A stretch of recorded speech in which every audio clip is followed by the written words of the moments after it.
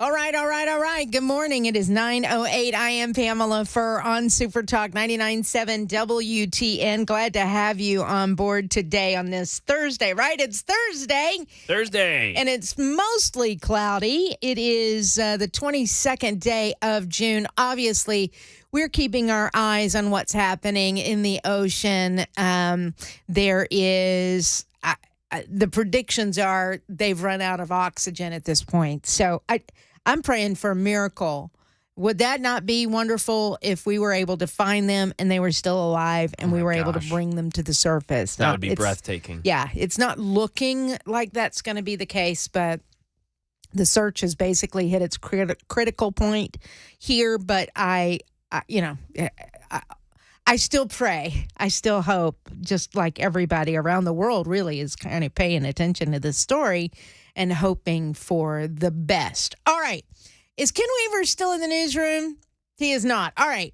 He has been reporting on a story that I think is hilarious. Now, I did kind of scold the boys earlier, and I was actually just joking. But what is it about cat fights, women fighting, that all men of all ages seem to like? Ooh, a cat fight. And suddenly, they're paying attention when women fight. And I think I have my reasons why I think it's the case. It's because women fight dirty.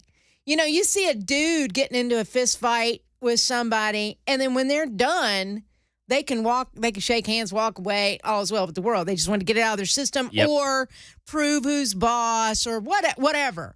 Women, oh, no. We fight dirty. And so I think that might be why I think men stand in awe of how dirty it can get, and how mean and, the claws come out, as they say. I think that's a good point, actually. I think that, truthfully, is what the reason is. But Ken had the best story this morning. And I'm acting just like the guys because I want to see this.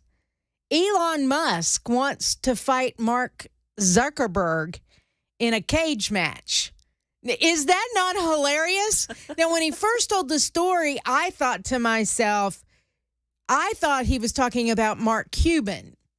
And I'm thinking, why would Mark Cuban want to fight Elon Musk? That is ridiculous. That doesn't make any sense to me. Then when I heard, oh, wait, no, Mark Zuckerberg, I thought that would be just fabulous.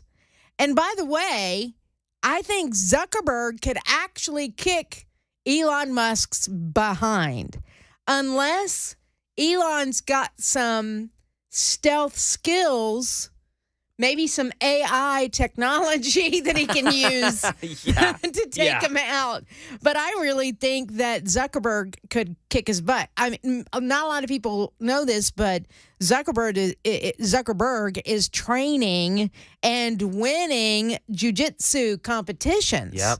So I think if Elon Musk is not careful, he might break his musk while fighting him. You know what I mean? So I thought that was the greatest story. And then I hearkened back. I wish we had that, that hearken back sound effect where you're going back into the past. And I am remembering the celebrity death matches on MTV. I used to love watching those shows. Were they long gone before you even watched any of those, Matt? Yeah, I don't.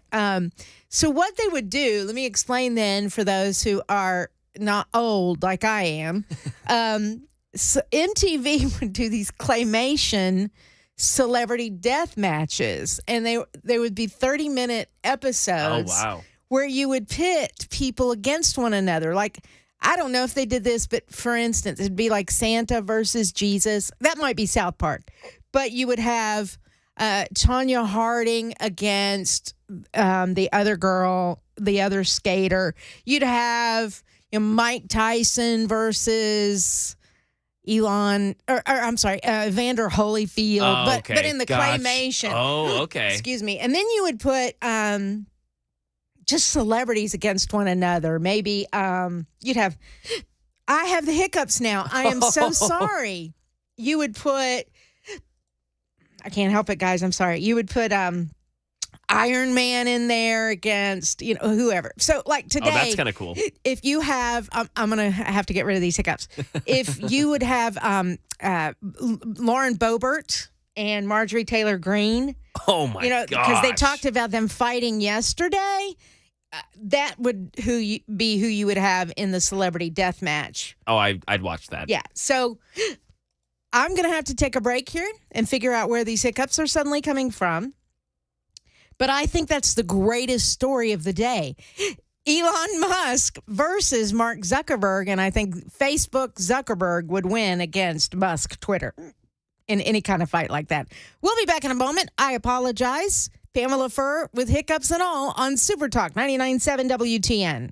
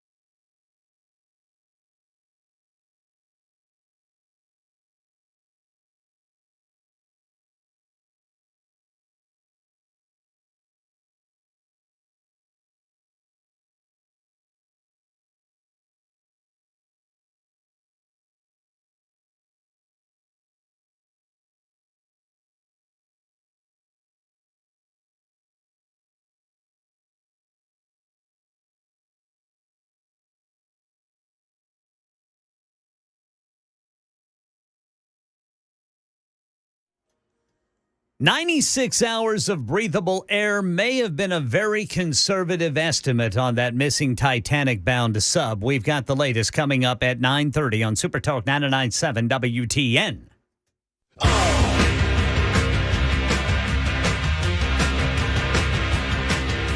Super Talk 99.7 WTN. It is 9:37.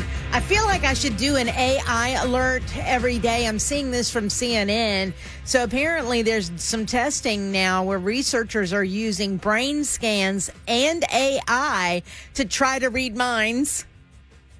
Oh, Lord. Lord have mercy. That is danger, Will Robinson, danger.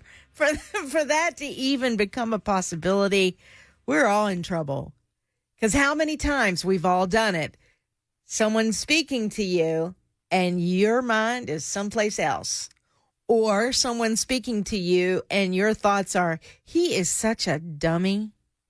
But you don't want him to know that.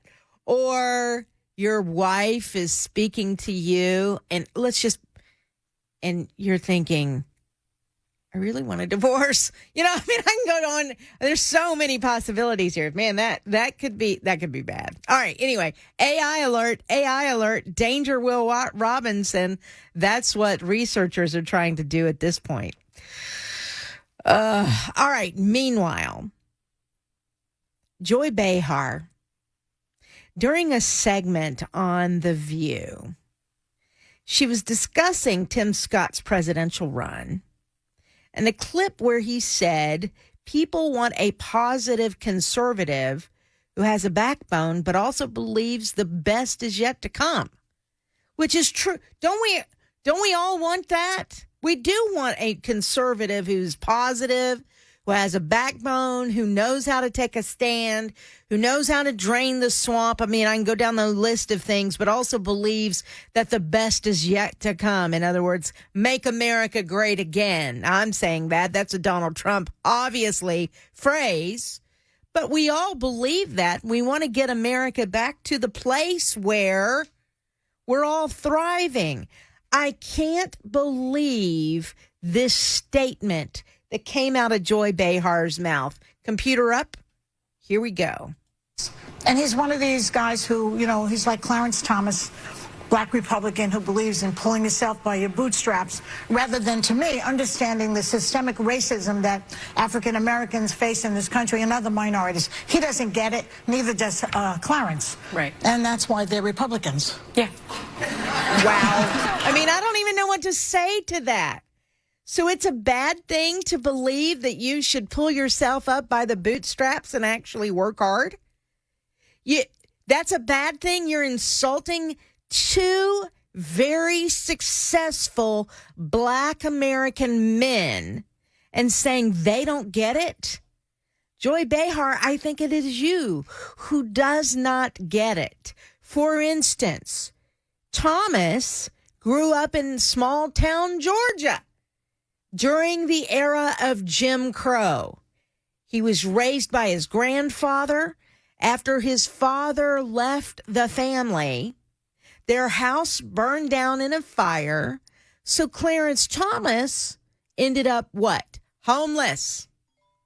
After excelling academically, he was admitted as the only black student in an all-white seminary in hopes of becoming a priest. Clarence Thomas wanted to be a priest. However, he left after becoming increasingly frustrated with the church's lack of action on civil rights. Tell me he doesn't get it. Can you tell me that one more time? The straw that broke the camel's back was when he overheard a classmate say, "I hope the SOB dies." After receiving the news, why is that making me cry? Sorry. After receiving the news that Martin Luther King Jr. had been shot. The rest of the story is well documented. Thomas attended College of the Holy Cross, then Yale Law School, and eventually became a justice on the Supreme Court. Tell me what he doesn't get about the black experience, Joy Behar. I usually don't talk this way.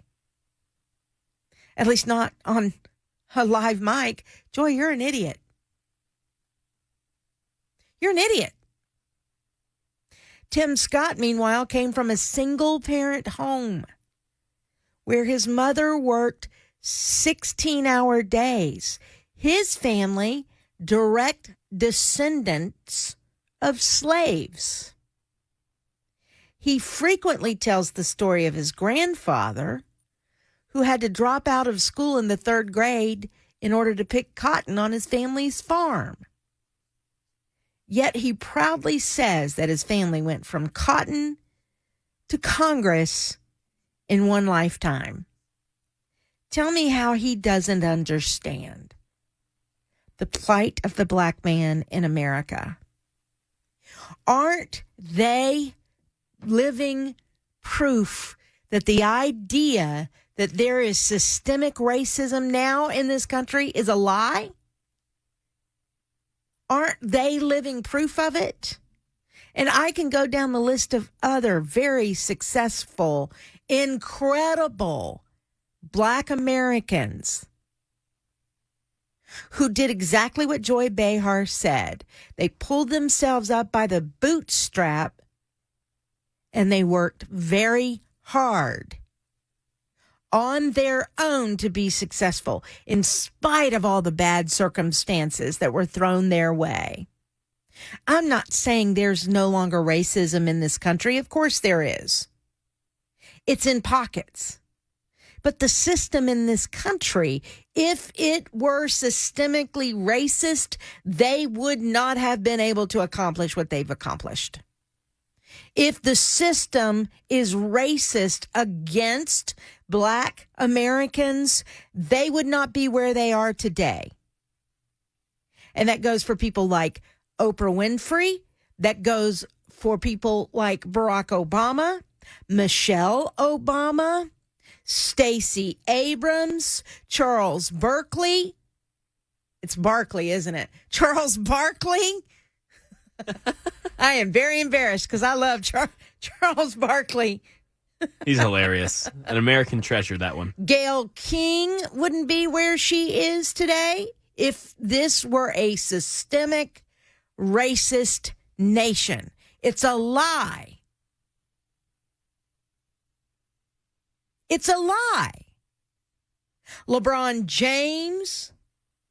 I know some of these are sports figures. I get that. But if we were systemically racist, would we allow him to enjoy all the perks that he is getting? There was a time, yes, when he wouldn't have been able to play on a sports team. Yeah, that's true. That's a bad part of our history, but it is still ours.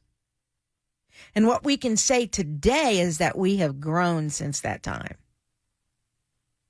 There were men and women that of color that fought very hard to be recognized as 100% human, 100% American, by pulling up their bootstraps and doing the work. There's nothing wrong with that. So for Joy Behar to make an asinine statement like that is just so out of touch. And she's on a panel on a show whose lead individual is a Black woman. If we were systemically racist in this country, would Whoopi Goldberg be the head of that show? And the answer is no.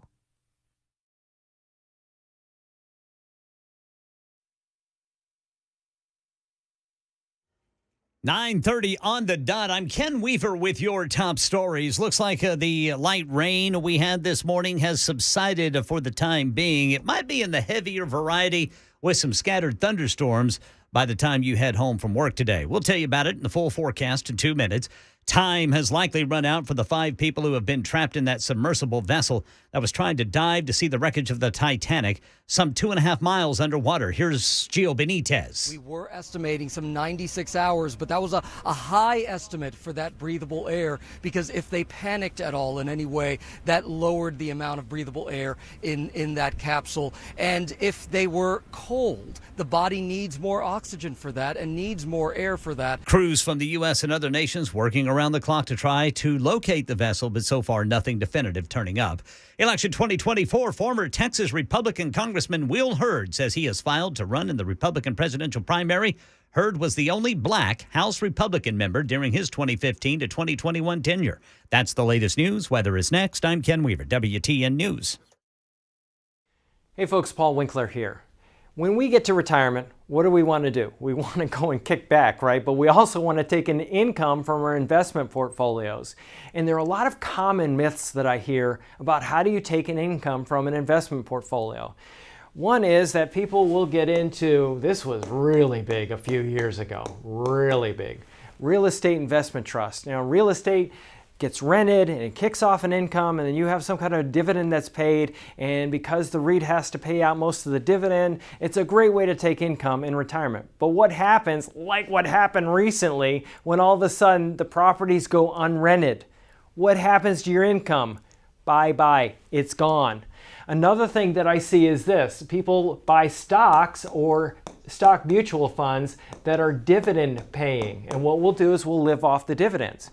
Well, what is the dividend?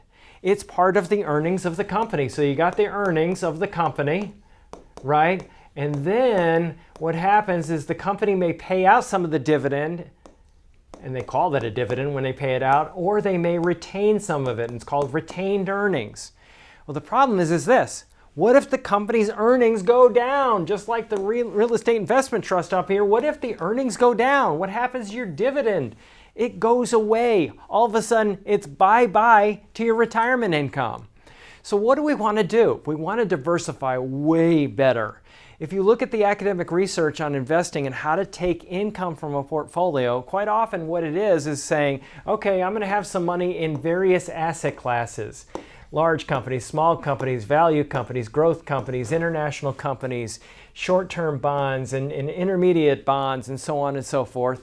And what I do is I look at these different areas of the market, and they have a historic return. And what happens if the portfolio does this area of the market does better than this one? Well, in that particular year, I'm going to take income from this part of the portfolio. Then the next year, maybe this area does better than everything else. I'll take income from there. So what I'm doing is diversifying, which is an age-old concept. I mean, good grief, Nobel Prize winning concept of investing. And I actually apply it to taking income from a portfolio. So why is it that we often see this kind of stuff?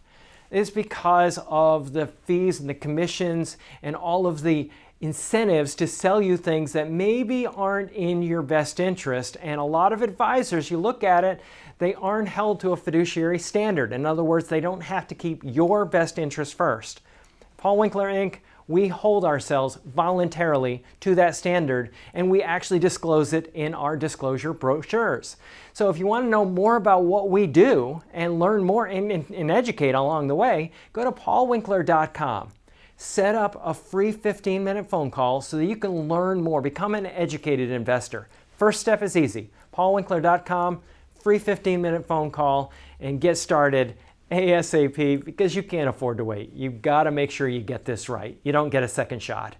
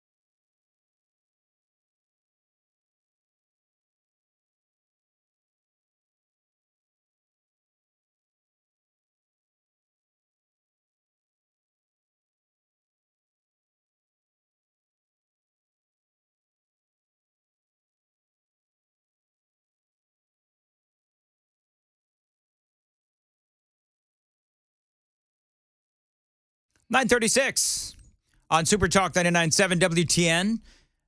So, Mac, I guess Pamela is going to be down for the count. She wasn't feeling well. Yeah. And so here I am. And how many quarters am I going to have to pay because I say Nashville's Morning News? I guarantee you I'm going to say that at least 5, 6, 7 times. It's still the morning.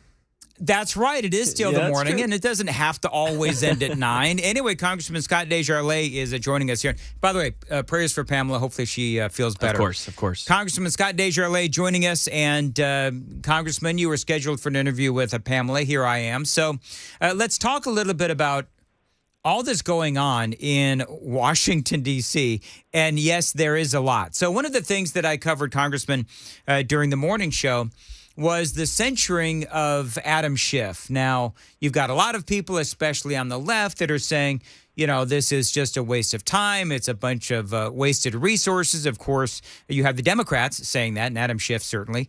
What are your thoughts on that? I mean, I do believe that he does need to be censured for all of the lies that he told during the Trump administration regarding, you know, Russian collusion and so forth. But, you know, what's your opinion on that?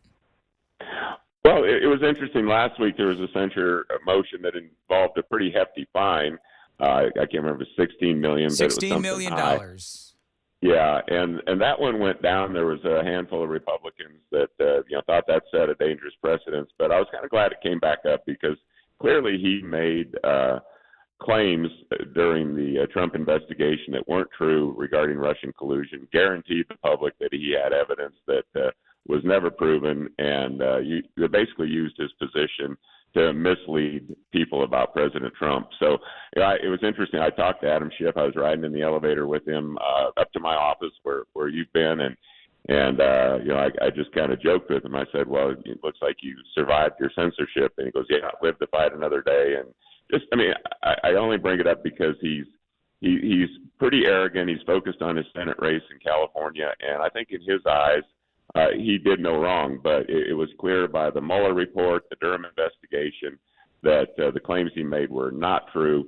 And I think that in this case, it was appropriate that we censor him, and basically it means he gets scolded in the well of the House. But who knows? He'll probably end up raising $16 million in campaign funds in California because they think he can do no wrong. You know, Congressman, one of the things that I noticed is that they spent a lot of time in defending Adam Schiff, attacking Donald Trump, because they're trying to tie, this censuring and saying that Donald Trump is the one who is really behind this censuring. And so when you look back on all of the lies that he told, I mean, he truly did. When you listen to Kevin McCarthy read off that, I called it earlier, the pencil neck proclamation. There really, to me anyway, is no defense. This is what he had to say. I don't know if you heard this or not, but this was Adam Schiff responding to the resolution. At a moment when millions of people in our home state of California are unable to find a place to live or afford a place to live, Speaker McCarthy chooses to occupy the resources of Congress for 2 straight weeks on this hollow sop to the MAGA crowd.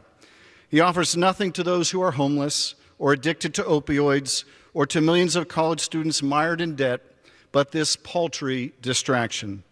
So I thought, and I pointed this out during the morning show, that, you have Schiff have the audacity, frankly, to talk about how Kevin McCarthy has no interest in focusing on, the homeless situation, which you and I both know, Congressman, that the homeless situation skyrocketing in Democrat-run cities, and the Republicans have come up with a solution to the opioid problem. Yes, it's called closing the border. So I thought that you mentioned that you feel like he's arrogant. I would call it sanctimonious. But what did you think of that defense?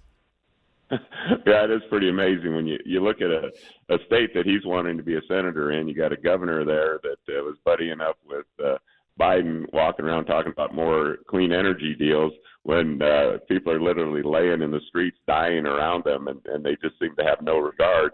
But it's fascinating that he would somehow try to twist that and blame that on Republicans in a clearly Democrat-run state. So, I mean, it's classic Adam Schiff.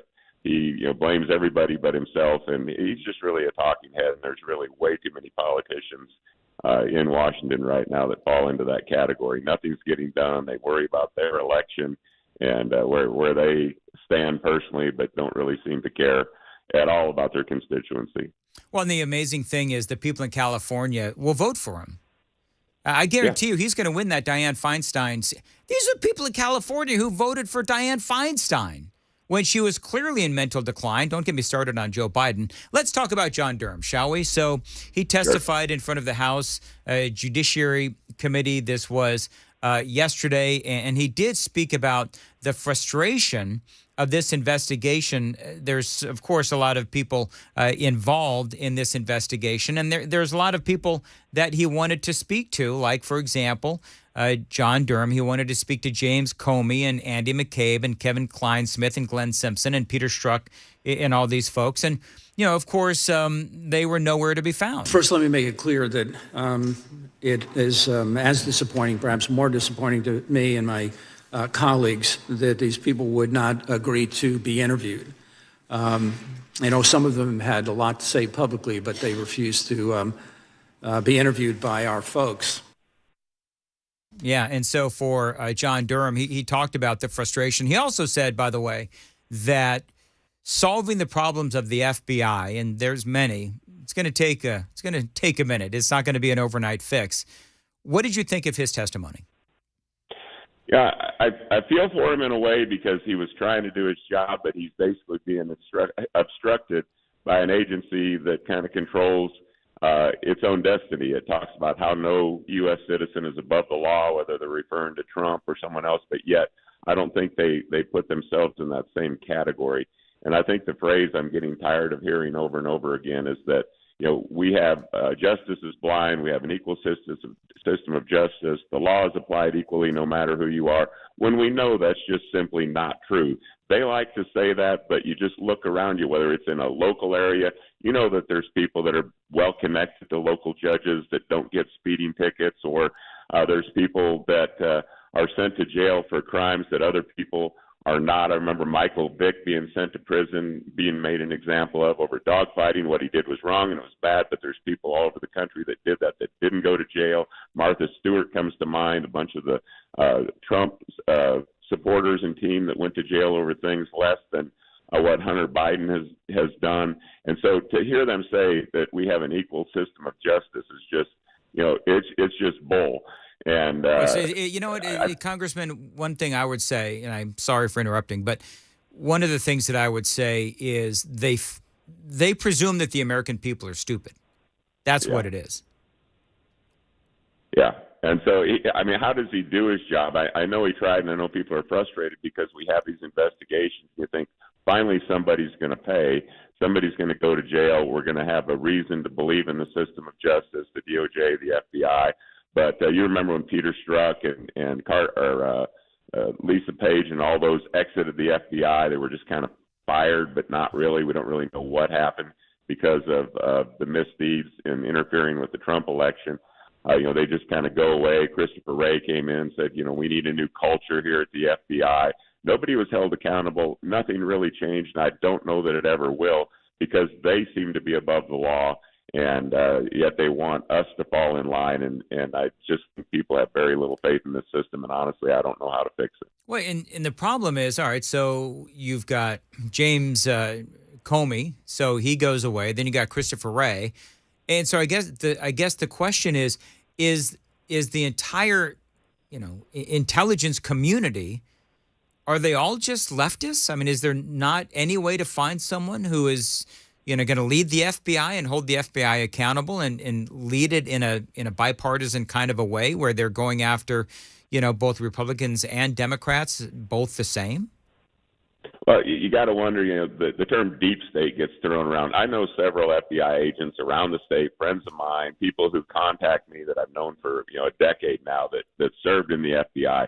They see this culture of corruption. It's very frustrating to them because they were agents out doing their job, but when you get to the top tiers, when you get involved with the administration and the George Soros and the money lords that seem to pull the strings on the system, there's no way to break through that. So I think that in any organization, there's good people that are ashamed of what's happening, but look at, like, we're trying to get whistleblowers to come forward, and whistleblowers are saying they're being punished, their lives are being destroyed. So you try to step up, stand up against the system, and they take you down. And that sounds conspiratorial, but I really believe it happens at this level of government. And I mean, I would say look no further than what's going on with Hunter Biden. But anyway, finish your thought. Well, no, I mean, let's talk about Hunter Biden. I mean, you've got Hunter, who was able to after a 5-year investigation, where he was allowed to plead down to misdemeanors for tax and gun charges. And I guess, I just saw a poll, as a matter of fact. This is a headline from the Daily Mail. Half of Americans believe Hunter Biden got special treatment from prosecutors when he cut a sweetheart deal to plead guilty to 2 tax charges, according to a new poll. Then they posed the question. It's interesting. It's almost like they were listening to my 8 o'clock segment, because the question they ask is, will it impact voters in the 2024 election? Roughly half of Americans are Republican. So that's going to be my question is, are those half of Americans, are those just all the Republicans? And so part of my question would be, do you, Congressman Scott DesJarlais, believe that it will impact the 2024 election? And give me overall your general feeling on the situation regarding Hunter. Yeah, I mean, I saw a poll this morning on the news that 80% or 81% of Americans are not happy with what's going on in America in general. So that's obviously more than Republicans, and they say there's more independents than Republicans and Democrats. So I think that people are dissatisfied with a number of things. And the Hunter Biden thing is so frustrating to me, because they're dealing with $1.5 million in income that he did not pay his taxes on for 2 years in a row, and then a felony gun charge related to his crack habit, and we're not even getting scratching the surface on the $5 and $10 million incomes that's been uncovered that we're still investigating. But yet they come in and say, okay, well, we're fair and equal. We've charged Hunter Biden, even though you heard Joe Biden and Hunter Biden profess his innocent over and over again. That he did nothing wrong. I'm proud of my son. He'll be found innocent. Hunter said he'd be found innocent. Now he's pleading guilty. So obviously that was a lie. But this is the way to say, yes, we investigated Hunter, we charged him, but now don't worry yourselves about these potential bribes from China and Burisma and the Ukraine. We don't need to look at those anymore. This has been resolved, and that's their game. And we can't let up. We have to keep pushing. But yes, I do think it's going to affect the next election. I think Gavin Newsom might be the nominee for the Democrats. Biden has cognitive issues that no one can deny. He has physical issues. He's not up for the job. The family is corrupt. I think America sees it, and I think a year from now, when we have a phone conversation, we're going to see a different field, and hopefully a field that has better choices to help get things back on track. Well, you were talking about about all of that, and one of the questions is, are they going to investigate where Hunter got all that money? I heard this was earlier in the week when all this came down, and the focus was on the scope of the investigation. What were they looking at? Were they simply just sort of isolating the fact that he didn't pay the taxes on the $1.5 million, but not asking the question, where did that $1.5 million come from? And then you start going down the road of the 1023 and Burisma and the former widow of a Moscow mayor, $1 million. I mean, all of that stuff really does need to be investigated. Lastly, I know that Riley Gaines, Nashville's own Riley Gaines, she was also involved in a lot of hearings yesterday, and I covered them during Nashville's Morning News. But she talked about how it was her experience in competing against biological males in college related to her swimming career. Previously, Thomas had been ranked 462nd at best in the men's division the year prior. The next day, I raced Thomas in the 200 freestyle, which ended up in a tie. We went the exact same time down to the 100th of a second. Having only one trophy, the NCAA handed it to Thomas and told me I had to go home empty-handed. And when I asked why, which was a question they were not prepared to be asked, I actually appreciate their honesty, because they said, Thomas, it was crucial. Thomas had it for picture purposes. Thomas had to have it for the pictures. I felt betrayed. I felt belittled. I felt reduced to a photo op. But my feelings didn't matter. What mattered to the NCAA were the feelings of a biological male. everyone knows that you are also a doctor. And I can't imagine how frustrating it must be for you to have to sit in these hearings and watch these hearings while these folks on the left try and deny what is a woman. Yeah, and I had the pleasure of listening to Riley Gaines. She spoke to Freedom Caucus several months ago, and very compelling. And God bless her for getting out and telling the story and sticking up for women's rights and women's sports. But it seems like a smokescreen here in Washington. As I said, you had a chance to visit and feel. I know you've been here before, but we've got this crisis at the border. We've got this inflation. We've got these wars going on around the world, but yet we're focusing on diversity, equity, inclusion, wokeism, critical race theory. We have this transgender issue. And it just drives me crazy that in the state of Tennessee, state legislature, they're focusing on that. Here we're having hearings on that, on things that, affect such a small percentage of the people, but it's taken up the lion's share of the time. And, I think what happened with Bud Light and Target, it pretty well is a good barometer of how the American people feel about this. And yes, as a physician, to have people sit there and say that males can get pregnant and you can't define what a woman is just insanity. And how it's sucking up so much oxygen when we have so many real problems going on is just mind-boggling. But it's a typical trip. Look over here. These are the issues that are important or seem to be important that we should be paying attention to, and ignore the real problems. But we've got to break through from that, and I think American people are smarter than that, and hopefully that'll show in the next election, and we can move on to the issues that really matter. And we will leave it there. Congressman Scott DesJarlais, thank you for joining us here on Super Talk 99.7 WTN. Dan Mandison for an ailing Pamela Furr. We'll return next on WTN.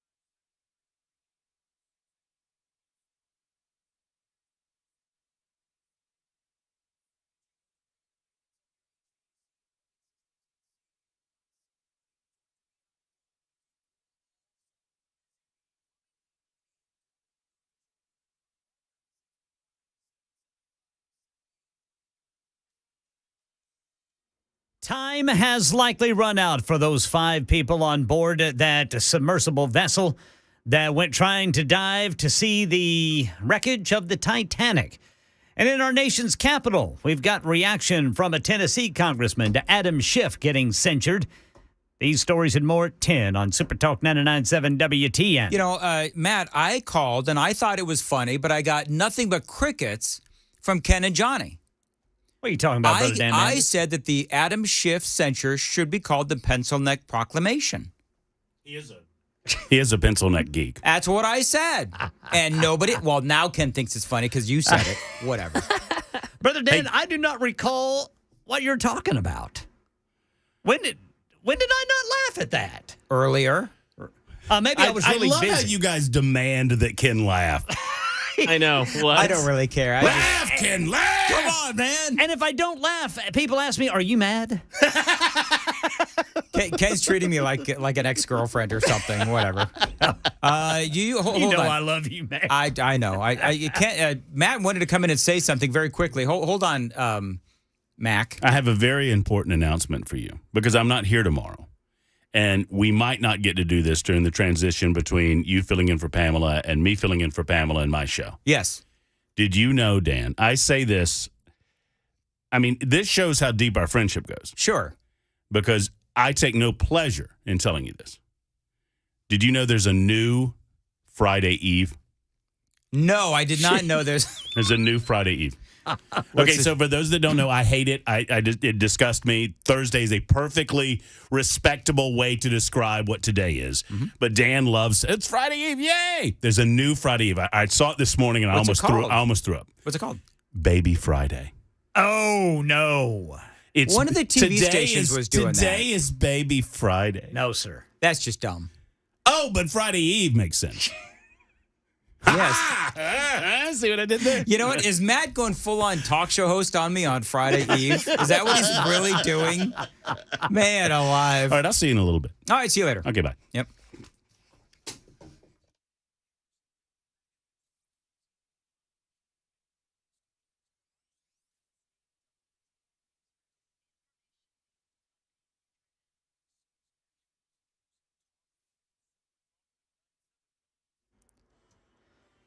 I'm Ken Weaver with your top stories. We'll tell you what the weather's going to be like, especially whenever you head home from work during the full forecast in 2 minutes. Time has likely run out for the 5 people who have been trapped in that submersible vessel that was trying to dive to see the wreckage of the Titanic, some 2.5 miles underwater. Gio Benitez has more on one of the resources used to try to rescue it. We know that the French vehicle that's out there, it can go underwater and it has that arm that could free the sub if it were stuck, but it can't carry it up, right? So the hope would be that if it finds it, they could free the sub and then the sub would rise to the surface. But that journey alone would take 2.5 hours to go from the bottom of the sea all the way to the top. Officials say the sub had 96 hours of breathable air. In our nation's capital, California Democratic Congressman Adam Schiff is the 25th House member to ever be censured. Here's Tennessee's 4th District Congressman Scott DesJarlais' reaction. It was appropriate that we censor him, and basically it means he gets scolded in the well of the House, but who knows, he'll probably end up raising $16 million in campaign funds in California because they think he can do no wrong. Republicans say Schiff lied as the lead Democrat running the House investigation into Russia and the 2016 Trump campaign, for which the Mueller report found no evidence of collusion or criminal conspiracy. And the United States and India will announce a raft of collaborations on defense and technologies between the two countries today.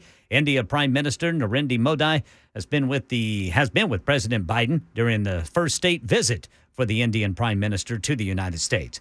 A new study published this week says a nap can improve overall brain health. I take one every day, so what's wrong? This is Jim Ryan. The million-dollar question is, how much is too much? People who take a nap for, say, an hour, when they're waking up from it, they actually feel more groggy because they got into a deeper stage of sleep. Clinical psychologist Shelby Harris studies sleep. So the shorter naps actually tend to be better for many people. Her napping recommendation is 20 to 30 minutes, no more. That's the latest news. Weather is next. I'm Ken Weaver, WTN News.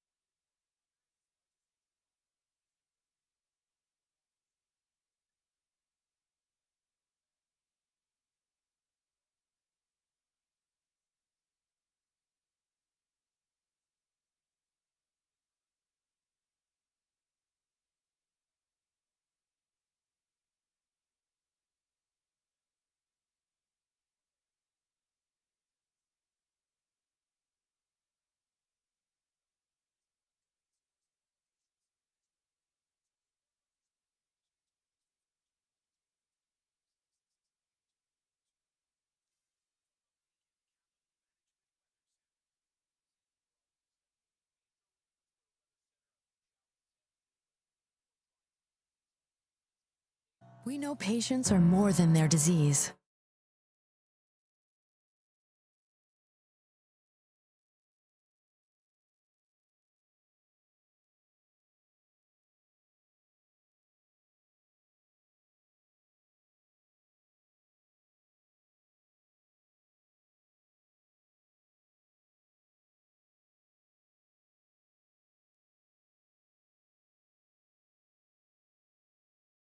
.10:06 on Nash.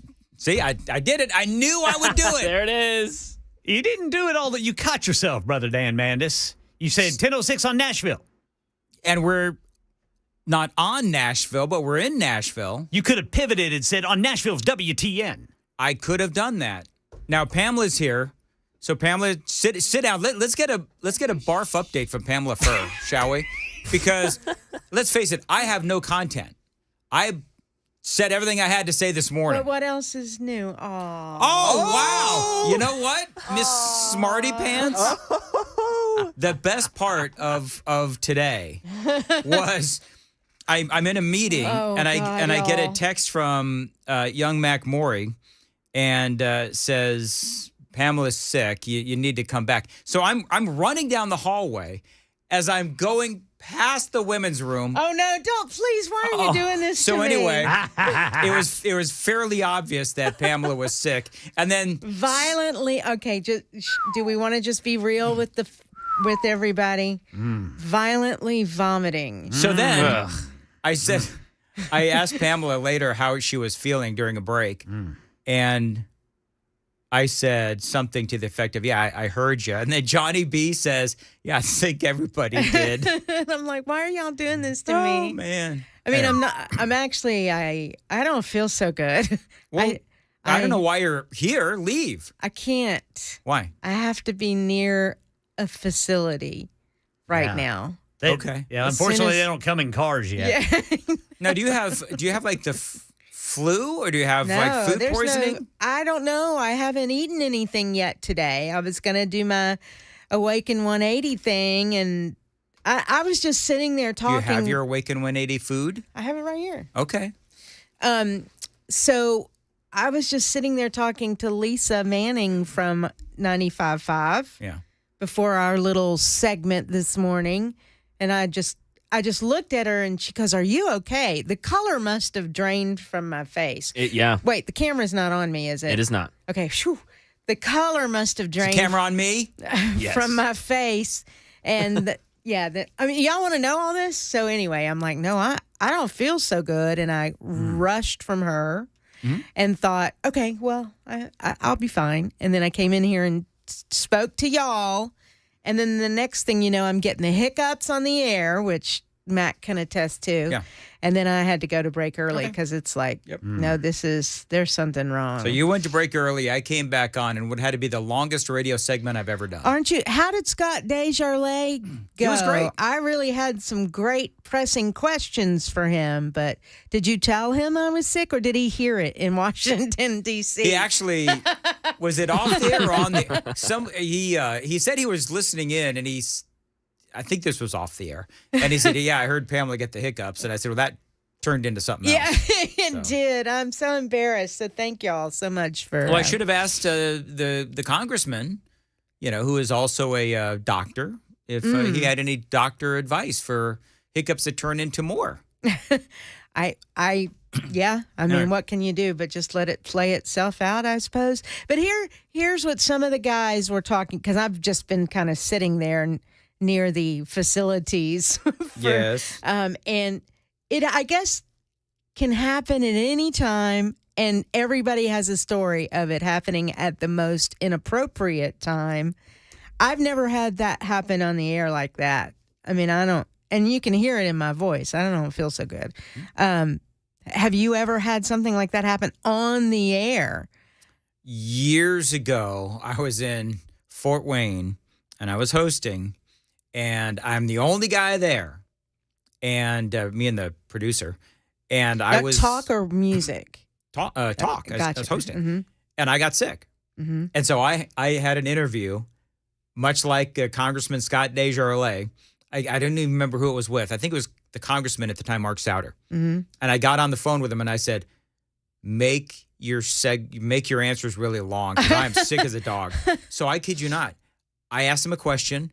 I turned off the microphone. Vomited. Yep. And then I turned it back on, and I Yeah. asked him another question. You know what? I'm sympathy. Now I don't want to Now make myself sick. you're starting. Does to get anybody? sick. Do you guys get sympathy? Like when you hear somebody. Sympathy dry heaves. Yeah. Does that happen to you, Ken? So I think we made Ken sick. Matt, does that happen to you? Sympathy dry heave? You've never heard of that? No. Oh, you're so. Well, when someone What gets am I? No. sick- Let's let Dan finish that. What was that at the end there? Okay. You're so young and naive. That's Matt. it. No, that's Can not Can I call true. Matt Cougar Chow? Because Matt I don't want to talk gets about away chow. with it. Mm. Oh, okay. Want to talk about cougars? Matt could probably talk about cougars. Well, I mean, I'm dressed for it today. You are of course the camera's not on. No, you don't want the camera on. I look pretty pathetic right at this moment. Pamela is wearing her. What do you call that? That's like Animal print. Cheetah, animal leopard. print, cheetah Yeah. print, Yeah. cheetah Yeah. print. Anyway, So, yeah. and then I have, I think, one eye makeup on and one off, and the rest of it all gone. It's You just, do. You're right. Your right Yeah. eye. Wow, Yeah. you really got sick. This is no joke, y'all. This super pretty texter bad. says, Mandis, why are you barf shaming? Listen, I'm not Oh, barf God. shaming. You get out. Get out. I'm leaving. I'm leaving. Yeah, I'm thank leaving. you. You asked me to stay. I did, and I'm not sure why now. I have asking Pamela to stay regret. That's what I have. Me too. Pamela just said me too. Put that on a hashtag. All right, off you go. Mac, how does your girlfriend like that Matt calls you Cougar Chow? I honestly, I don't think she knows, which I think is How is it get possible that your way. girlfriend does not know that Matt calls Honestly, you Cougar Chow? She may know. She may know. I don't. She's you guys definitely ever talk not a about fan you guys of it. ever talk about work at all when you're A little at home? bit. Yeah, sometimes. Wow, all right. I see where we rank. Clearly not high. I tell her. Try to tell her only the good stuff, So not That's a very pretty short much. conversation yeah, then, is exactly. it? Yeah, okay. exactly. All right, very good. Well, it's 10:12 on Super Talk 99.7 WTN. Any other missives from the Super Texters before I start getting into serious content? Well, we've got multiple people asking if Pamela's pregnant, but I don't believe she is. She answered that off the air to me. You asked? No, she told me. I didn't ask. Oh. She said, I'm not pregnant. I said, I wasn't even thinking about that. But Well, that's an insult. Why would that be an insult? Why, there's no way Pamela's pregnant. She could be. You don't know. Whatever. That's just not where my mind went. Okay, good. Mine either, but she's not pregnant. She's confirmed that off the air. That's very good. Okay, this is more serious super text from Ann. Ann? Dan, can you please explain to me what censored means and what happens to pencil neck McStiffy? Pencil neck McStiffy. That's good, actually. That's pretty good, Ann. Censured, basically, it's not censored, it's censured. And basically, it is a public proclamation of, what did she call him? Pencil neck? McStiffy. And that sounds dirty. Is that, am I? I don't like, let's get away from that. You started it, man. That's my bad. All right, let's keep it to pencil neck and stop. Basically, censured is a public proclamation. And basically, it's a slap on the wrist. They wanted to make it harsher with pencil neck, $16 million. You heard Scott DesJarlais. Effectively, it means nothing. And really, for Adam Schiff, what this is going to be is it's going to be a way to raise money. That's what it's going to be.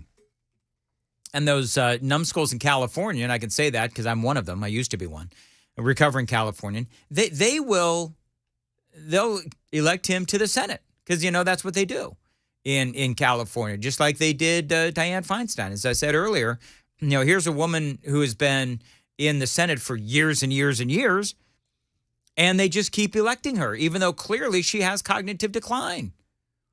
But this is the same party, that will no doubt reelect Joe Biden in the primary, although we'll have to wait and see what happens there. Anyway, so there's what censoring is. All right, it is a 10:15 on Super Talk 99.7 WTN. Oh, I guess we're done for this segment. All right, very good. No, sorry. No, sorry. That's. I just got the hook from Mac. All right, I guess No, I'm done. I thought that was you preparing to be done. I'm so sorry. It's I've all got more. good. I've got more. No, it's fine. I'm done. This is where I'm like, no, I'm done. Okay. Sorry. Yeah. Coming up, actually, I love this story. Martina Navratilova has an answer to the whole nonsense that happened yesterday regarding the testimony between, Riley Gaines and this woman who is a trans activist. We're going to talk about that and a whole lot more straight ahead on WTN.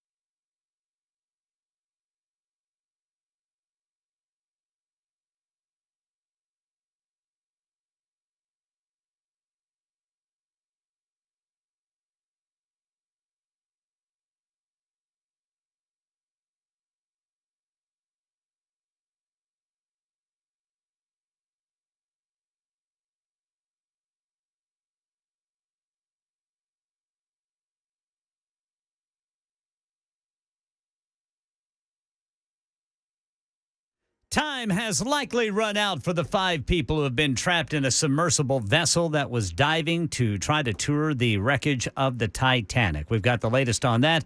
Also, President Biden making some announcement with India's prime minister and how the U.S. and India are going to work together on defense and technologies. We'll give you the details coming up at 10:30 on Super Talk 99.7 WTN.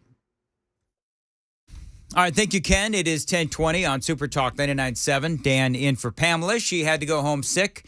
Matt Murphy is wrapping up a meeting, and then he will take over early. There is a story. I'm going to get into a bunch of stuff this segment. There is a story. I don't know if you heard this. high school valedictorian who gave a faith-filled speech that went viral out there again in South Carolina. She talks about how Jesus told her to write the speech that has motivated thousands, perhaps millions, across the country. I'm going to get into that story straight ahead here on Super Talk 99.7 WTN. But earlier, we were talking very quickly about Riley Gaines, Nashville's own Riley Gaines. And she is, of course, you know that she's that collegiate swimmer. Had to swim against a biological male, Leah Thomas. It's a well-known story. She has been very much under attack for speaking out. And everyone knows that this very loud transgender activist movement is destructive to our daughters and quite frankly, to our society. And so she was testifying in front of the House yesterday, and there was a conversation that was had regarding why she feels like it is so incredibly destructive to the women's movement and, of course, the erasure of Title IX. And Mac needs some audio. This is Riley Gaines. But by allowing Thomas to displace female athletes in the pool and on the podium, the NCAA intentionally and explicitly discriminated on the basis of sex. Although the NCAA claim it acted in the name of inclusion, its policies in fact excluded female athletes, which are the very female athletes whom Title IX was passed to protect. Yeah, she's absolutely right. And so, one of the questions that I posed during the morning show was, if you're a Democrat and you see that the left is trying to essentially erase the women's movement, how do you feel about that? Because you can't be a Democrat and say that you're for women's rights or the women's movement and side on the side of the transgender movement. You just can't, because they are on polar opposites. And Leah Thomas and folks like him, where they are out there and they're participating in cycling, bicycling races and all the other things that they're out there doing, claiming scholarships, claiming prize money, and the rest of that, it is complete and utter nonsense, and it takes the place of women. But beyond all that, Riley Gaines talked about what it's like to be in a locker room with a man. In addition to being forced to give up our awards and our titles and our opportunities, the NCAA forced me and my female swimmers to share a locker room with Thomas, a 6'4", 22-year-old male equipped with and exposing male genitalia. Let me be clear about this. We were not forewarned we would be sharing a locker room. No one asked for our consent, and we did not give our consent. And I'll set the scene. A swimming locker room is not a place of modesty. You're undressing, you're fully exposed, and we were forced to take off our swimsuit in front of a man who was doing the exact same thing. If nothing else, I truly hope how you can see this as a violation of our right to privacy and how some of us have felt uncomfortable, embarrassed, and even traumatized by this experience. I mean, you can't listen to that and not be moved. Yet, as Riley Gaines says, her voice doesn't matter.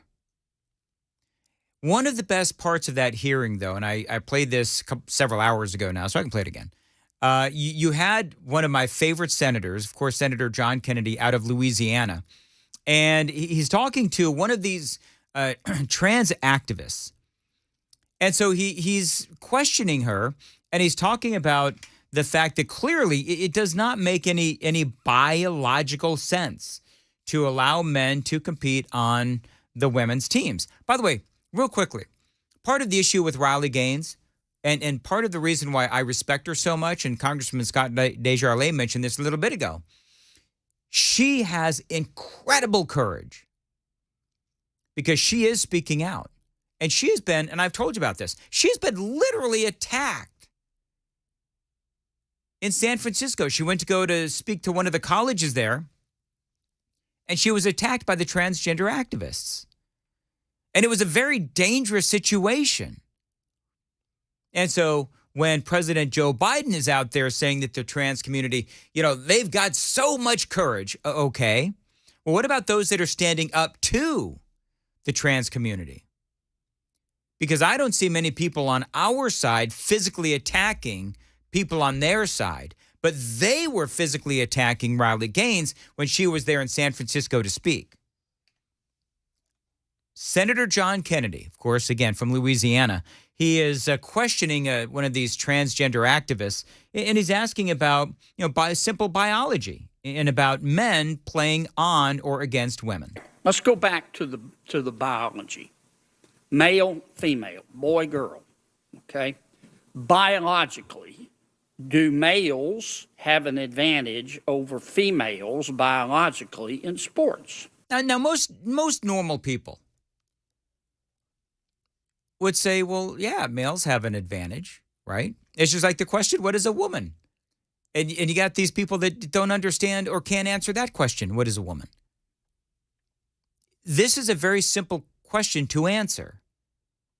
Yet this trans activist who is testifying in front of the Senate didn't really have a response. Again, I'm not a physician and I can't speak to that. What's your real world experience? It depends. I mean, there are some people who are born male that I'm faster than if I were to sprint against them, and some that I'm not.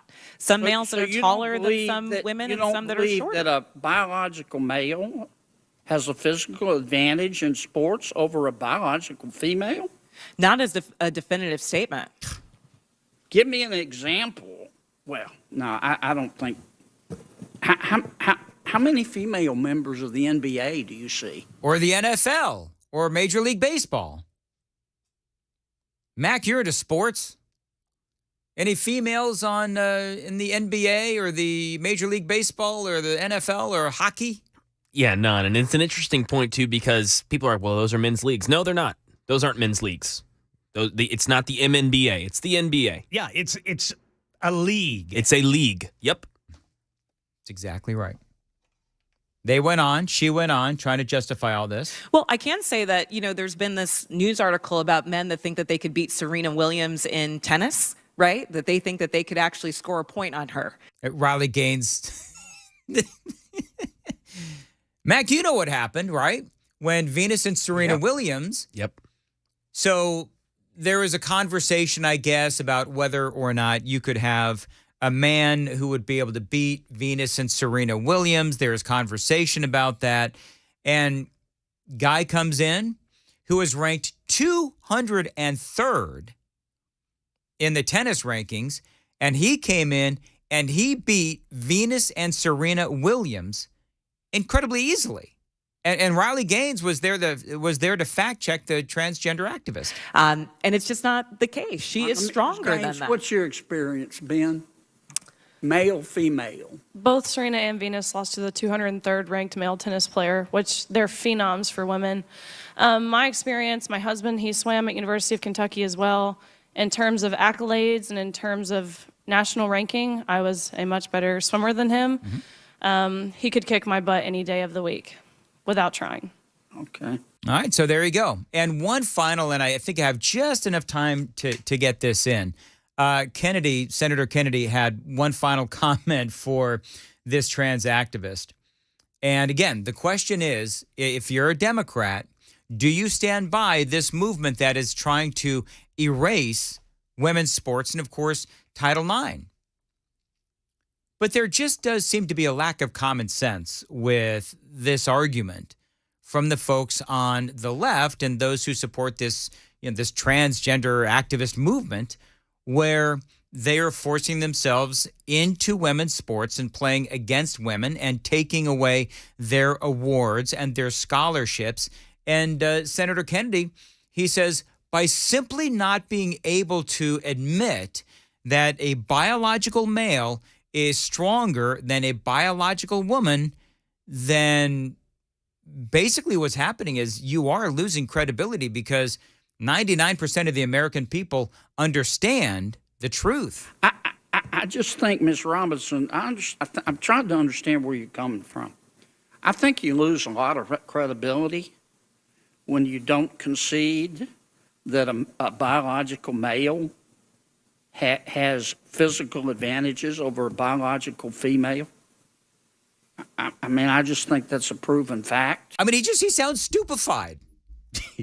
He does. He sounds like It is stupefying. It is stupefying. I just told Brother Mac, I said, don't think for a moment an NFL team would not suit up a woman if she could put Derrick Henry on his back. Oh, absolutely. 100%. All right. Got to go. 10:30 WTN.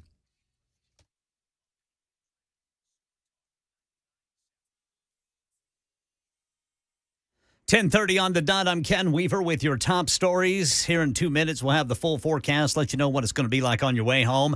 Time has likely run out for the 5 people who have been trapped in a submersible vessel that was trying to dive to see the wreckage of the Titanic, some 2.5 miles underwater. Gio Benitez has more on one of the resources used to try to rescue it. On St. John's right now, there is a U.S. Navy deep salvage system, but that needs to be boarded onto a ship and secured, and that takes 24 hours just to do that, and then it takes 2.5 days or so to get to that search site. Right now in our nation's capital, President Biden and India Prime Minister Narendra Modi will announce a raft of collaborations on defense and technologies between the two countries this morning. Two proud nations whose love of freedom secured our independence, bound by the same words in our Constitution. First 3 words, we the people. That's the latest news. Weather is next. I'm Ken Weaver, WTN News. Hey folks, Paul Winkler here. When we get to retirement, what do we want to do? We want to go and kick back, right? But we also want to take an income from our investment portfolios. And there are a lot of common myths that I hear about how do you take an income from an investment portfolio. One is that people will get into, this was really big a few years ago, really big, real estate investment trust. Now, real estate gets rented and it kicks off an income, and then you have some kind of dividend that's paid, and because the REIT has to pay out most of the dividend, it's a great way to take income in retirement. But what happens, like what happened recently, when all of a sudden the properties go unrented? What happens to your income? Bye-bye, it's gone. Another thing that I see is this: people buy stocks or stock mutual funds that are dividend paying, and what we'll do is we'll live off the dividends. Well, what is the dividend? It's part of the earnings of the company. So you got the earnings of the company, right? And then what happens is the company may pay out some of the dividend, and they call that a dividend when they pay it out, or they may retain some of it, and it's called retained earnings. Well, the problem is this: what if the company's earnings go down? Just like the real estate investment trust up here, what if the earnings go down? What happens to your dividend? It goes away. All of a sudden, it's bye-bye to your retirement income. So what do we want to do? We want to diversify way better. If you look at the academic research on investing and how to take income from a portfolio, quite often what it is saying, okay, I'm going to have some money in various asset classes. Large companies, small companies, value companies, growth companies, international companies, short-term bonds and intermediate bonds, and so on and so forth. And what I do is I look at these different areas of the market, and they have a historic return. And what happens if the portfolio does, this area of the market does better than this one? Well, in that particular year, I'm going to take income from this part of the portfolio. Then the next year, maybe this area does better than everything else. I'll take income from there. So what I'm doing is diversifying, which is an age-old concept. I mean, good grief, Nobel Prize winning concept of investing, and I actually apply it to taking income from a portfolio. So why is it that we often see this kind of stuff? It's because of the fees and the commissions and all of the incentives to sell you things that maybe aren't in your best interest. And a lot of advisors, you look at it, they aren't held to a fiduciary standard. In other words, they don't have to keep your best interest first.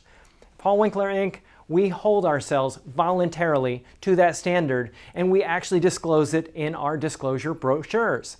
So if you want to know more about what we do and learn more and educate along the way, go to paulwinkler.com.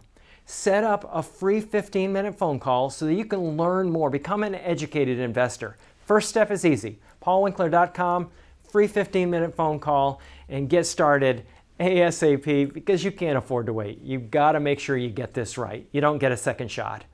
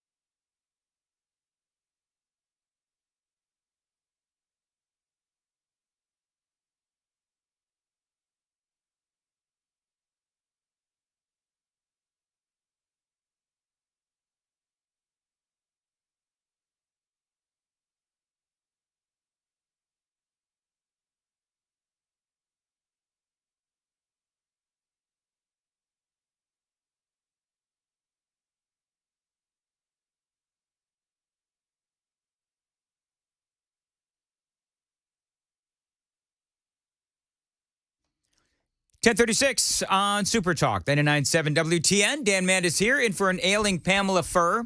Hopefully she's feeling better, and hopefully she'll be back tomorrow.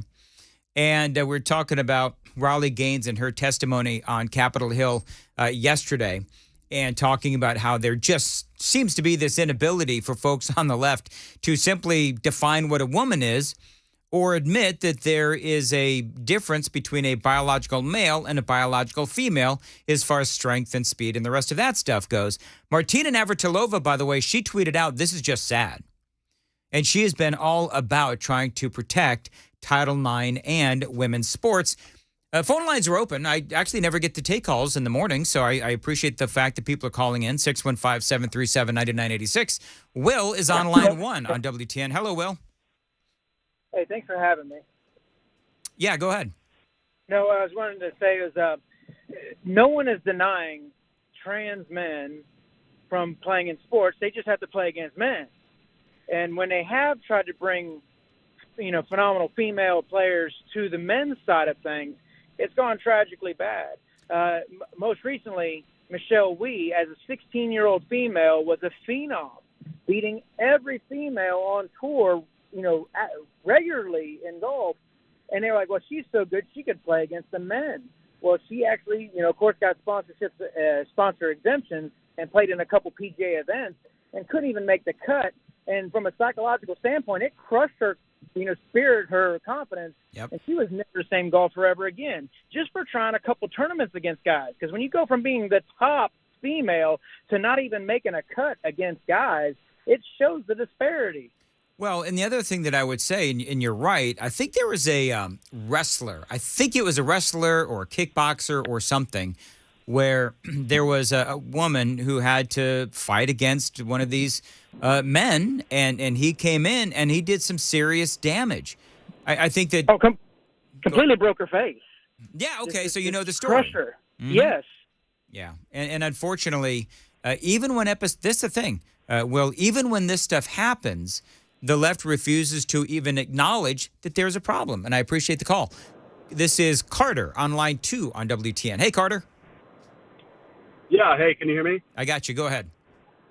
I just have this hypothetical scenario coming to my head that turn this into a problem that hits the schools financially, where you say, look, if you're gonna opt in to allow trans students to perform at your school at the NCAA level, you've got to have separate teams, separate training facilities, separate locker rooms, and fully fund that program as a completely separate team. Yes. And as soon as you turn it into a financial issue, I think this goes away. Let me ask you, Carter, I'm curious, because whenever I talk about this stuff, I always get the people that say, Mandis, why don't you talk about something more important? Why don't you talk about something that is more relevant? And I don't understand that line of thinking. I understand that there's a lot of things going on in America and the world today. But to me, even though there's so few of these trans athletes, and, overall it doesn't impact a lot of people across the country, a lot of our daughters and so forth, but it could. And this is something that clearly, it clearly is an example of the difference between conservatives and progressives, where conservatives understand the importance of women and the importance of women's sports, and clearly the progressives don't. And so I think that even though it doesn't impact a lot of people, in reality, it is something that people passionately care about. Would you agree or disagree? Well, for me, in my world, I completely agree that this is overblown. It's a small percentage of the population, but the reason that I'm calling in right now and I care is because I have 2 young kids. Yep. At the pace that this is going, this problem gets bigger. It doesn't go away. And so how do we bring back common sense? I think we make it a financial penalty. And we say, if you're going to opt in as an NCAA school with a program for trans athletes, fund it. Fully fund it. And you show me that it's fully funded and separate. And, schools aren't going to want to do that. And Carter, you're absolutely right, and I appreciate the call very much. Larry is calling from Clarksville on WTN. Hello, Larry. Hey, Dan. Thanks for taking my call. Sure. I don't understand why people are saying why people are asking why you don't talk about something that's more relevant. Well, that's what I mean, if there is, and I bet you Murphy Show would say the same thing. And if he ever gets his butt in here, I'd ask him. I'm time checking Murphy. Matt is 10:42. Where are you? Anyway, there's always going to be. This is one of the things about talk radio, Larry, is that people always say, "Why aren't you talking about this, whatever this may be?" Because for each individual person, there's always going to be something that is more relevant to that person. So I think that's what it is. And I don't hold anything against those people that don't like me talking about something, or they say that I don't talk about something enough or what have you. It's what I'm talking about of a given day. But I think that when, hold on one sec, Larry, the Bud Light situation where I don't drink beer, but that Bud Light thing with Dylan Mulvaney, man, that angered me. And so for, a lot of Americans, I think you look at what happened with Target, you look at what happened with Bud Light, and I think that the American people do passionately care about this. And within this whole conversation, you also talk about, kids going through these surgeries and procedures. It's all connected, and it does anger people. Go ahead, Larry. Well, and dropping back to the Bud Light thing for just a moment, I had a family member stop talking to me because I made a comment about that. So what did you say? I mean, it was just you're on the side of, conservatives, and, you're not going to drink Bud Light anymore? Well, I mean, I haven't drank a Bud Light in a long time, but I don't want anything pushed down my throat, Dan. I don't want religion pushed down my throat. I don't want heterosexual couples acts pushed down my throat. I don't want nothing pushed down my throat. I think, Larry, you're like most Americans. Just leave us alone. You know what I mean? Yes. That's where I'm at. Just leave us alone. Now here's my question for you, Larry. So are you going to try to reconnect with that family member that blew you off? I've told the story on my show in the morning that there's one particular family member who blew me off, and my mom and basically the entire conservative side of the Mandis family completely blew us off. This dude's gay. And we, as a family, stood by him as he was going through, the coming out and all of these. We stood by him. And he went through a very difficult time. So then he comes out and he decides that because, we're all Trump supporters, that he just can't possibly be around us because, we're the great unwashed. And obviously, I mean, say it with me, folks, the chorus will sing here. We all understand that it is the left that tends to be the more prone to cutting off relationships because of our political opinions. Go ahead, Larry. Well, all right. Well, first of all, Dan, and you know this, I mean, according to our ginger friend, I was born in 1680. So I'm retired. Your ginger friend, is that Pamela? Yes. Oh, okay. I wasn't going to say that. She knows. There's only one ginger here, man, and it sure isn't me. So. Well, yes, I know. It's all good. I wake up every morning, and actually this morning I did not hear my alarm, so I missed the first 2 hours of Nashville morning news, and it just ruins my whole damn day. It's all right. The show sucked. I'm just kidding. Well, it was a great show. No. Listen. You guys make my day. I listen to WTN from 5 a.m. and then sometimes till after midnight because I can never sleep. But I hear all of your show. Mac dropped in a really corny applause sound effects. That was Mac, not me. But thank you, Larry. I appreciate that. Well, yeah, but he's a darn KC fan.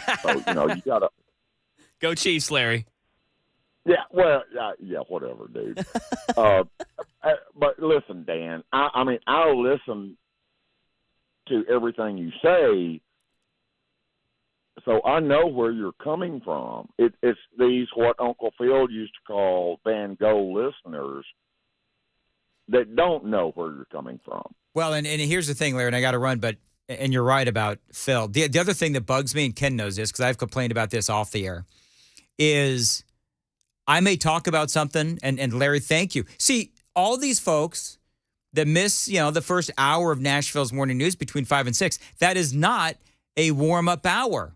I come out of the gate, and I got my really strong content coming into the 5, coming into the 6. And by the way, if you missed the first 2 hours of Nashville's morning news, you can always go back and listen to it on the YouTube. On YouTube. You can do that too. Sean is on. I think I'm getting self-plug. I think I'm getting a little slap happy here, man, because I've been on the air a long time. Sean, go ahead. Yeah. So I've got a 6-year-old boy who's in sports, and he does fight against girls because he's in jiu-jitsu.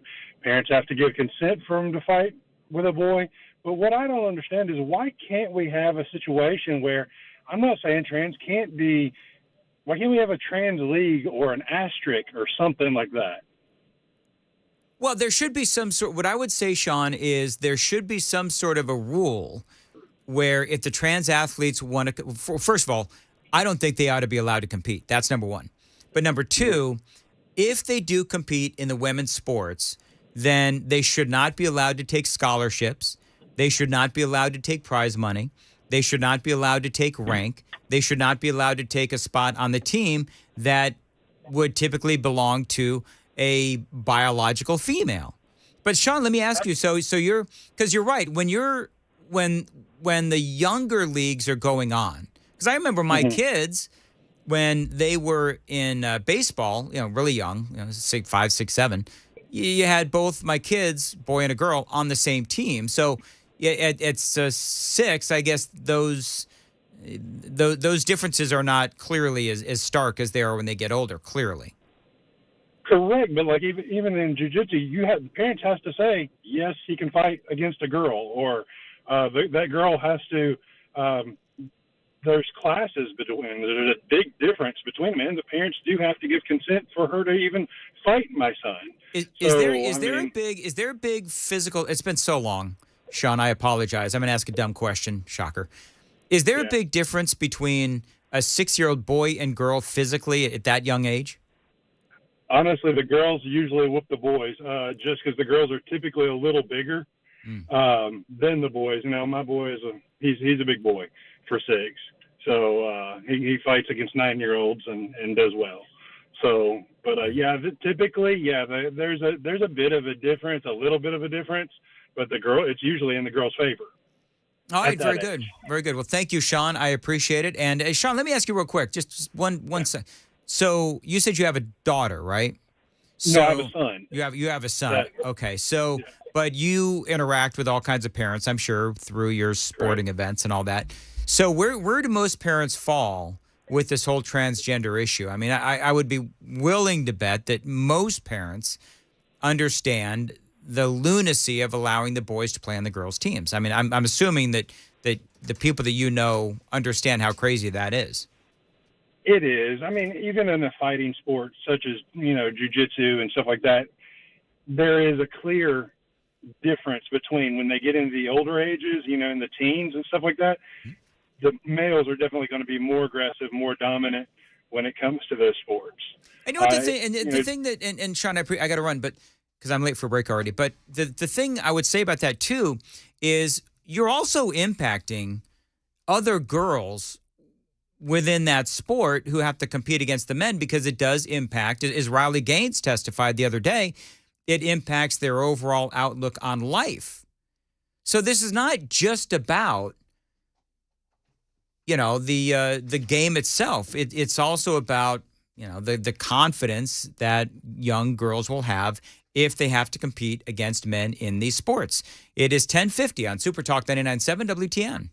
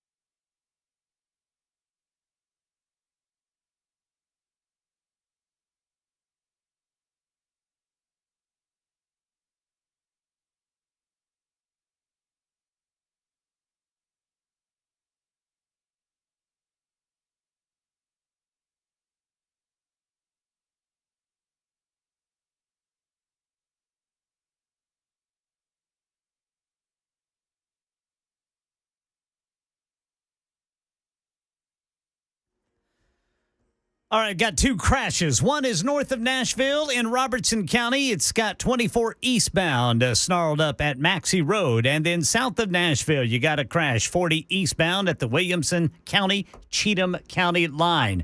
And new developments just now coming in on the search for that Titanic-bound sub missing in the Atlantic Ocean.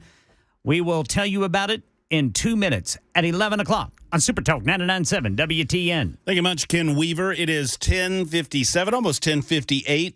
Third host of the day for you, Mac Moore. That's it. How about that? We're going through it. Have you had multiple newscasters, multiple newsmen, or just the one? Just the Ken Weaver? There's Ken's only sure one, and really. true back there. Exactly. There's really only one to speak of. But this is your third host of the Midday Show from 9 until noon, and I'll be here from noon until 3 as well, but we'll consider me a different person in a different show when it comes noontime. But for what it's worth, thank you for being here. An ailing Pamela Furr had to check out a little early. Dan Mandis filling in for the first portion of the day, and then, of course, myself. And we'll continue the nature of the conversation that Dan was having regarding transports. You know, I had a great opportunity to speak with Riley Gaines a couple of weeks ago, 2 or 3 weeks ago, and what a great testimony she has, and congratulations to her, because it is something to transition from being inside of a pool, swimming, competing on that level at college. I don't know that I remember. I guess I asked her what her plans were, what she planned on doing after college, but I bet it wasn't this. But she's doing a great job of being the face of female athletics and the face of women in the face of men as transgenders attempting to take over their sport. We'll continue the discussion coming up in just a moment. Take your telephone call, 615-737-9986. Matt Murphy in for Dan Mandis. Dan Mandis in for Pamela Furr on Super Talk 99.7 WTN.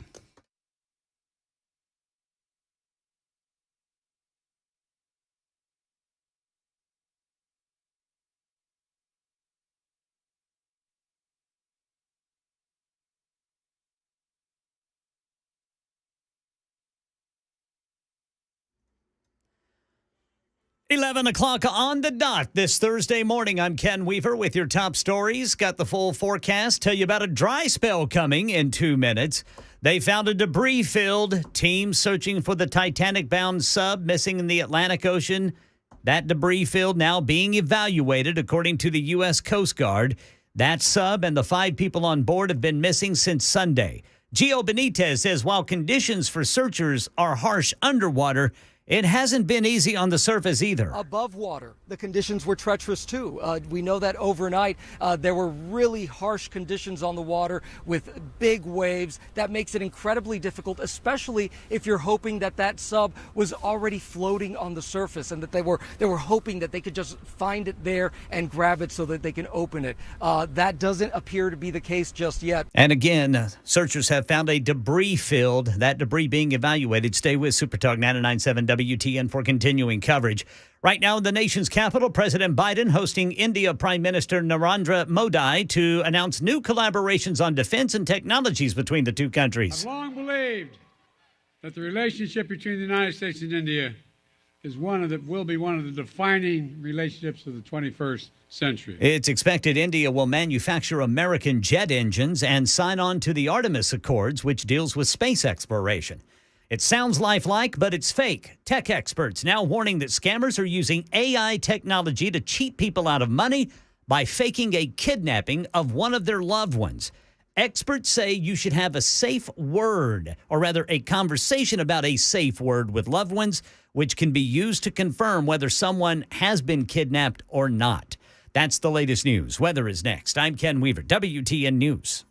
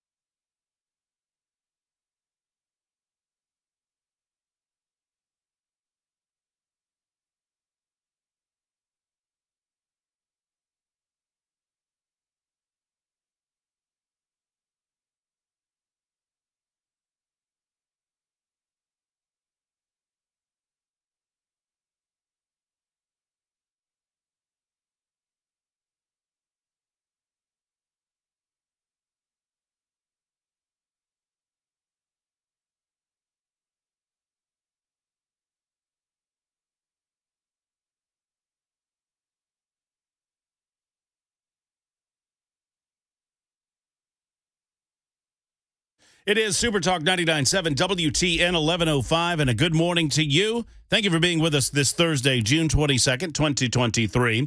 You can hit us up on the Super Text line. You're always welcome. Also on the telephone line, 615-737-9986. You're also invited to be a part of Talk TV, YouTube, Facebook, Twitter, Twitch. There's a lot going on over there, including the F&M Bank chat room, where you can head on over and chat to your heart's delight. You can talk with us or about us. It is your choice. My name is Matt Murphy. Normally, I'm not here during this time, but I am filling in for Dan Mandis, who was filling in for Pamela Furr, who was here, and then something happened. And we're not really sure what happened, but something happened. And it was spontaneous, immediate, and violent. Yeah. Loud, apparently. Well, I mean, I had a time, we're not laughing at you, Pamela. We're laughing with you. Because no, I hope she's feeling better. No, soon. I do hope you're feeling better. And I hope that it's just something a little temporary and you'll be back tomorrow and hope all is well, in all seriousness. I remember a time, the last time, well, no, I can't say that because during my bout with COVID at the Grand Old RV Resort Convalescence Home and Bat Meat Market, I had a revert. I call it a reversal. You going to give it to me? Thank you. Sorry, it took me a minute. No, that's all good. Haven't done that one in a while. Saw Tommy just the other day. And great happenings up there in Goodlettsville. So for those that don't know, I spent about a year, my first year in Nashville, in a camper. By the way, my name's Matt Murphy. Did I say that? And I'm here just some random man. Some random schmo One time walking down the hall. barfed. I threw up once. Let me tell you about it. I was living in a camper down by the river. And everybody out. And there they go. All of it. There's the sub sandwich. Hey, Ken Weaver. I never get to talk to Ken Weaver. He's back there. Murphy. Look yes, at there. I can see the side of Ken's head. That's awesome. I never get to see Ken Weaver. I never see Dan Mandis in here. This is just something else, I tell you. I see Ken in the parking lot more than anything. Well, yeah, and then you still have the smoke from the fire that catches my behind right around 11:35. I thought it was the smoke from your back tires as they squeal out of the parking lot on your way to sit in traffic on 24 trying to get to Murfreesboro. Can't wait for it. I saw, by the way, have you seen the Dirty Jobs with Mike Rowe from Murfreesboro, Tennessee? No. You know the show? Yeah. Oh, yeah. Great show. Love Mike Rowe. And there was a marathon on a couple of days ago. Yeah. And Mike was in Murfreesboro in the sewers of Murfreesboro, Tennessee. Oh, wow. It was awesome. Oh, my gosh. Yeah.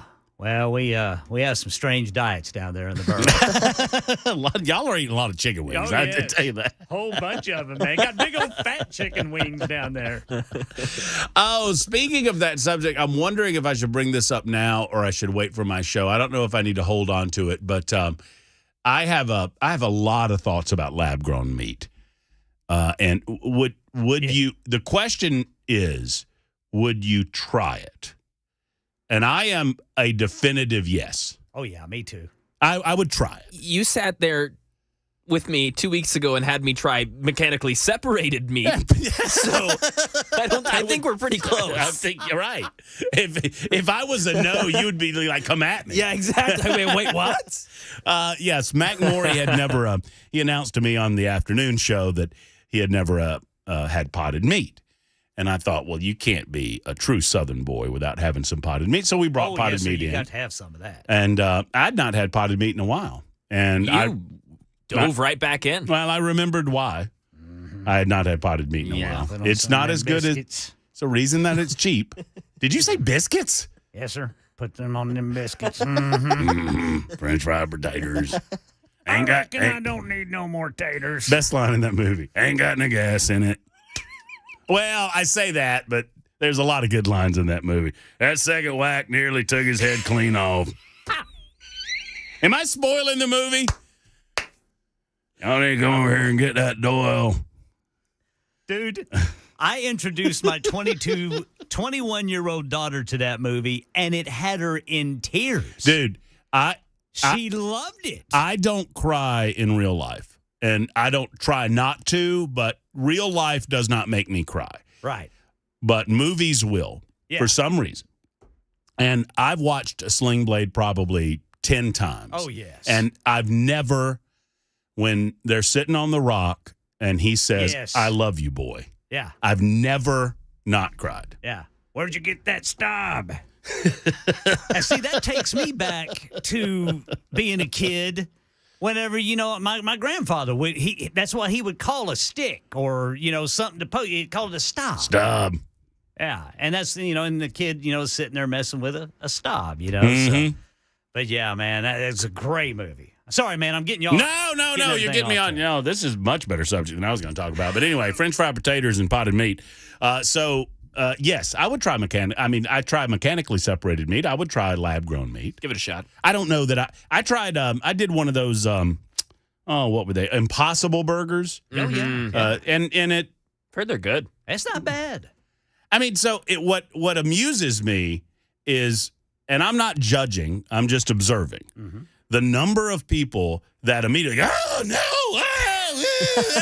it's like, dude, y'all don't really think that tomatoes come that big in real life, do you?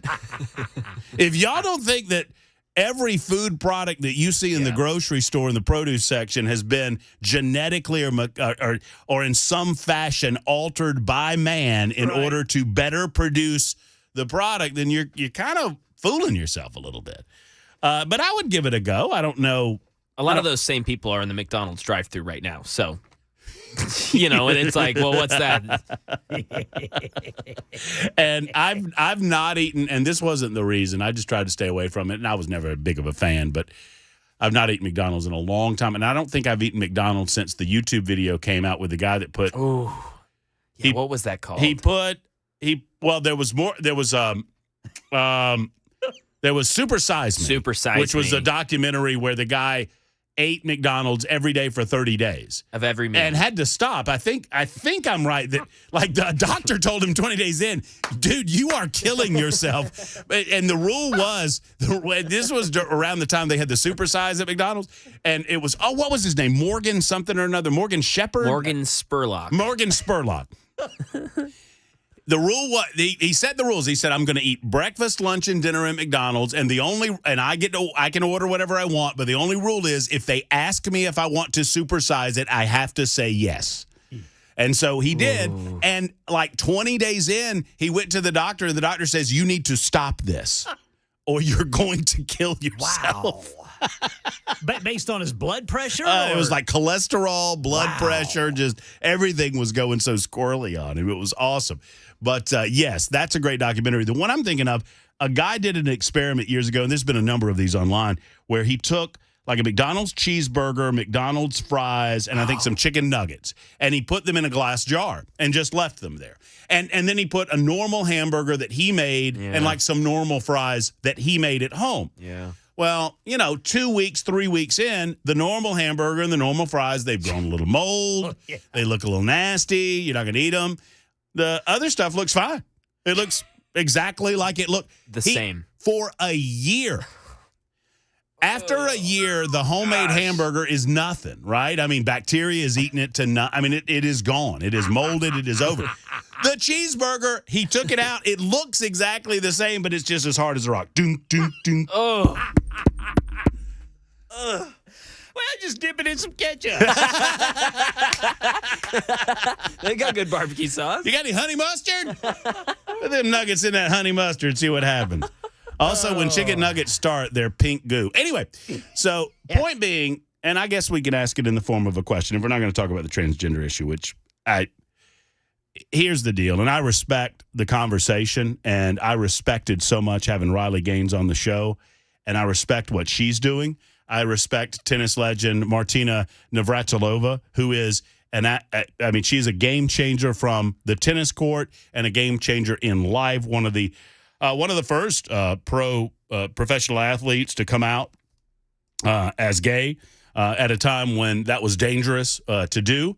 Well, she had a forward reaction after a witness at the hearing on protecting pride, defending the civil rights of LGBTQ Americans, was asked whether she thought males have a biological advantage over females. Kelly Robinson, who describes herself as the first queer black president of the Human Rights Campaign, was asked by Senator John Kennedy, one of my absolute favorites, if she said she couldn't definitively say males have an advantage over women in sports. Robinson then tries to use an article about how some men believe they could beat Serena Williams in tennis. As Robinson pointed out, Riley Gaines noted that Williams and her sister Venus both lost to the 203rd ranked male tennis player more than a decade ago. Yeah. 50-year-old. It was a 50-year-old that challenged and beat Serena and Venus Williams back-to-back in the 1998 Australian Open after the sisters claimed they could beat any male player outside of the world's top 200. And and before I read this story, which is on Fox News, I didn't know about this. Or if I knew about it, I've forgotten about it. So Serena Williams, and taking nothing away from what she's been able to accomplish as a female tennis player, but men and women are different. And the bottom line is this: there are, and by the way, the response that Navratilova got or gave before I get away from it was, "This is just sad." The response to the witness being unable to answer if male athletes hold advantages over female athletes in sports. I can't answer that. Yes, you can. You just don't want to. And it's sad that you will not face the biological reality of the difference between males and females. Females have a lot of biological advantages over men. And in a lot of ways, females are far better than men. They're far tougher than men. No one is slighting women to suggest that men have been evolving over millennia to have different attributes than women. And one of the attributes that they have that's different than women is quickness and speed and certain other aspects that the upper echelons of athletes, they're just going to be better. They're just going to be faster. Not all of them. And that doesn't mean that women are bad. And most reasonable women understand that. So my final thought on the subject of transgender athletes is there's only three ways that this ends. You either tell the transgender athletes that you have to create a third division. So you create a male division, a female division, and a transgender division. And until there are enough transgender athletes to fill a transgender division, you don't get to compete, transgenders. Okay? Or you can compete if you choose in the division of your birth, meaning regardless of where you're so if you were born a man, you got to compete with the men. If you're born a woman, you get to compete with the women. And I'm certain that there are certain testosterone levels or whatever that would bind you in such a way where you probably wouldn't want to do that. And then once we have enough athletes in the third division, you have a third division. That's the only way that this is going to work out to mildly please everyone. Because if we continue to go down this road and you continue to see a growing number of men, particularly men, almost exclusively men, frankly. I think you and I did this a while back, Matt. We tried to find a woman.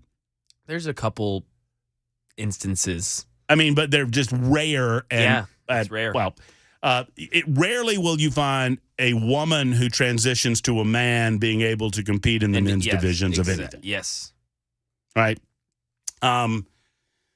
So mostly it's the other way. And largely these men have, and you can give example after example. Obviously Riley Gaines gave it yesterday where, you're talking about a guy who was like 400th in his class in swimming in the male division. And he comes and he takes over the female division. Imagine, if you will.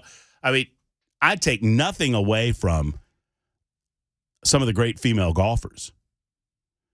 Michelle Wie, Annika Sorenstam is the greatest, I would think. Annika Sorenstam actually competed in a men's event, or it was a PGA event, which are not men's events. More on that in a second.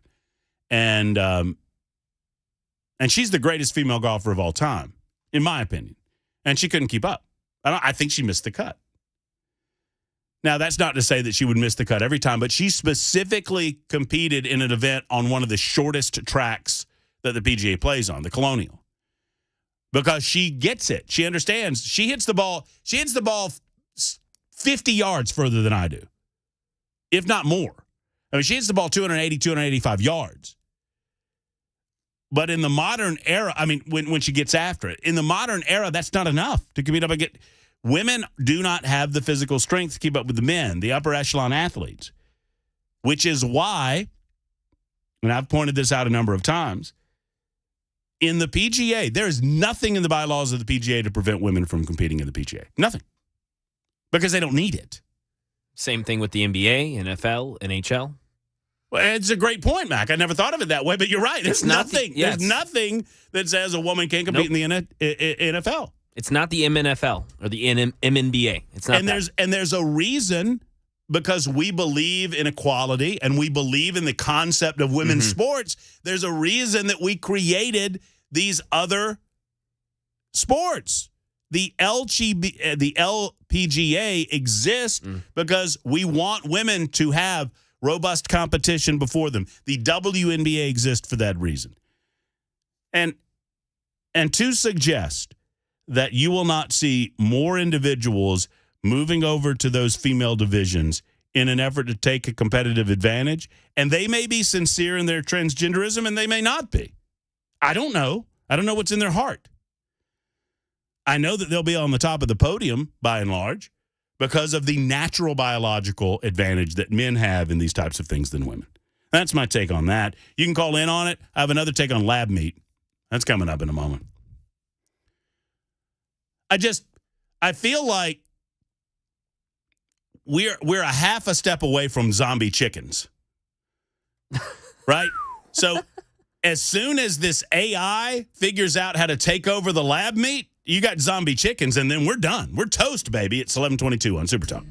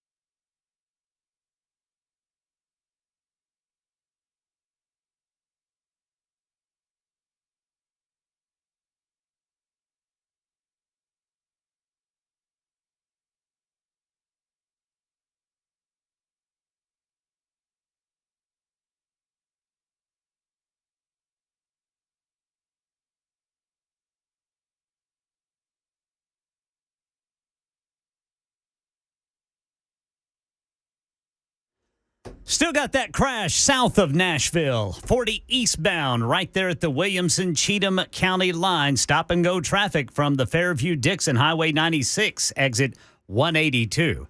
Major new developments in the search for that missing sub that dove on Sunday to go check out the Titanic wreckage. Search teams say they have found a debris field. We'll give you some more details on that coming up at 11:30 on Super Talk 99.7 WTN.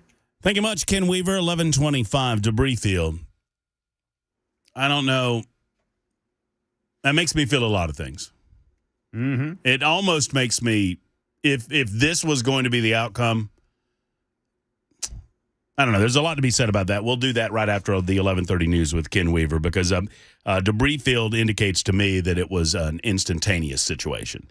And I think, given the choice, if it were me, and everybody's different here, if it were me, I would prefer an instantaneous type situation rather than waiting for the 90 some odd hours. Yeah, I mean, absolutely. I mean, I guess you could hold out hope that someone would be finding you, but to slowly run out of air, that just, oh boy, that's just something else. Okay, we'll anticipate those comments coming up in about 4 minutes. We'd love to get your call, 615-737-9986. That's how I run things. Always open phone line. Super text line is open. It's Freestyle Friday on Thursday for me. First Amendment Freestyle Friday on Thursday, as I am out tomorrow in my normal slot between noon and 3. So if you don't believe, just a couple of other thoughts on the transgender thing while I'm on a roll. If you don't believe that this is growing, exponentially growing. Now, we are told that you see the numbers of self-identified trans people just blowing through the roof. And one wonders where our people that believe in this sort of thing think the cap is. They would suggest to you that these numbers are not exponentially going up because there's grooming going on or because people are being convinced at an early age to transition or to do things that maybe they would not normally do, or maybe just maybe it is fashionable because the homosexual numbers aren't going up in terms of polling and testing and saying, hey, what percentage of our young people between the ages of 16 and 21, for example, are homosexual. Those numbers have not substantially changed over the last 15 to 20 years. The transgender numbers have skyrocketed, and those suggesting that it's just stigma that's causing it to skyrocket, you're fooling yourself, because those numbers aren't skyrocketing with 50-year-olds and 40-year-olds and 60-year-olds. If it was all about the stigmatization of being transgender that would keep people from self-identifying, then they would now self-identify were they transgender, and they're not doing so. This suggests that there's a lot of cultural trends involved with why these numbers are going the way that they're going. Everyone seems to want to feel special and unique unto themselves in 2023. And that's a part of what's going on. And I'm not suggesting that genuine gender dysphoria doesn't happen. But gender dysphoria in and of itself was always at about a 0.3 of 1% of the population, 0.4 of 1% of the population. But those that now self-identify as transgender in their teenage years, it's like 5 or 6%. I think I remember that, right? I saw the study a couple of weeks ago. Well, how do you explain that? Well, part of the explanation can be the number of individuals that we see coming out as transgendered who are athletes who are competing in the sport of the opposite gender of their birth. Like Tiffany Thomas, who recently took first place at the Randall's Island cycling race in New York City in March. Or Cece Telfer, who became the first openly trans woman to win an NCAA title when she placed first in the 400-meter hurdles at the Division II National Championships. Or Laurel Hubbard, who became the first openly transgender woman to compete in the Olympics in 2020. Or Leah Thomas, the much discussed. And on and on and on it goes. And when men who call themselves transgender or are transgender compete against women, they destroy them, by and large. Now, what this does for women's athletics, well, you've heard Riley Gaines on my show talk about what she believes it will do, and it will ultimately destroy it. Is that what we want? I thought we were all in on Title IX. I thought we were all in on supporting female athletics. I mean, the WNBA holds nothing for me, but I don't begrudge the NBA supplementing the budget of the WNBA in the way that they do. The NBA makes bank, baby. And I'm not really a basketball fan, but the NBA makes bank. And they give some of that money to the WNBA to support it because they believe that it's important.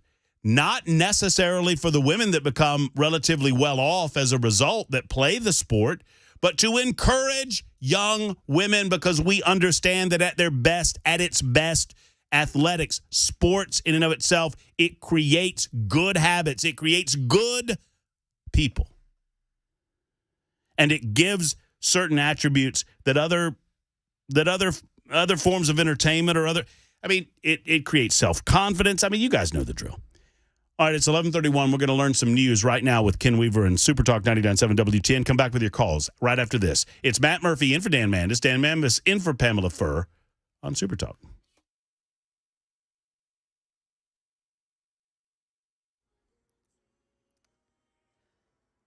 I'm Ken Weaver with your top stories. Stefano DiPietro's been talking about a dry spell. We'll let you hear from him coming up during the full forecast in 2 minutes. Major new development in the search for the Titanic-bound sub, missing with 5 people on board since Sunday.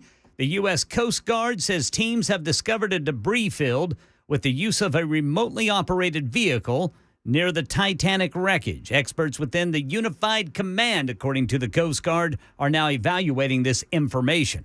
And in the nation's capital, President Biden hosting India Prime Minister Narendra Modi to announce new collaborations on defense and technologies between the two companies. Challenges and opportunities facing the world in this century require that India and the United States work and lead together. And we are. We expect India will make American jet engines and sign on to the Artemis Accords, which deals with space exploration. That's the latest news. Weather is next. I'm Ken Weaver, WTN News.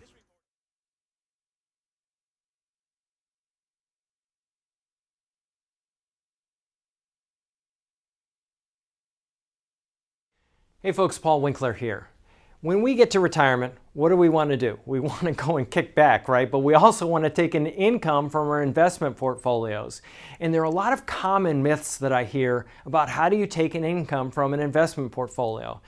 One is that people will get into, this was really big a few years ago, really big, real estate investment trust. Now, real estate gets rented and it kicks off an income, and then you have some kind of dividend that's paid, and because the REIT has to pay out most of the dividend, it's a great way to take income in retirement. But what happens, like what happened recently, when all of a sudden the properties go unrented?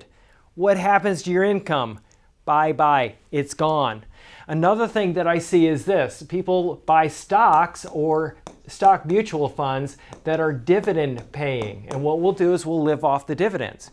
Well, what is the dividend? It's part of the earnings of the company. So you got the earnings of the company, right? And then what happens is the company may pay out some of the dividend, and they call that a dividend when they pay it out, or they may retain some of it, and it's called retained earnings. Well, the problem is this: what if the company's earnings go down? Just like the real estate investment trust up here, what if the earnings go down? What happens to your dividend? It goes away. All of a sudden, it's bye-bye to your retirement income. So what do we want to do? We want to diversify way better.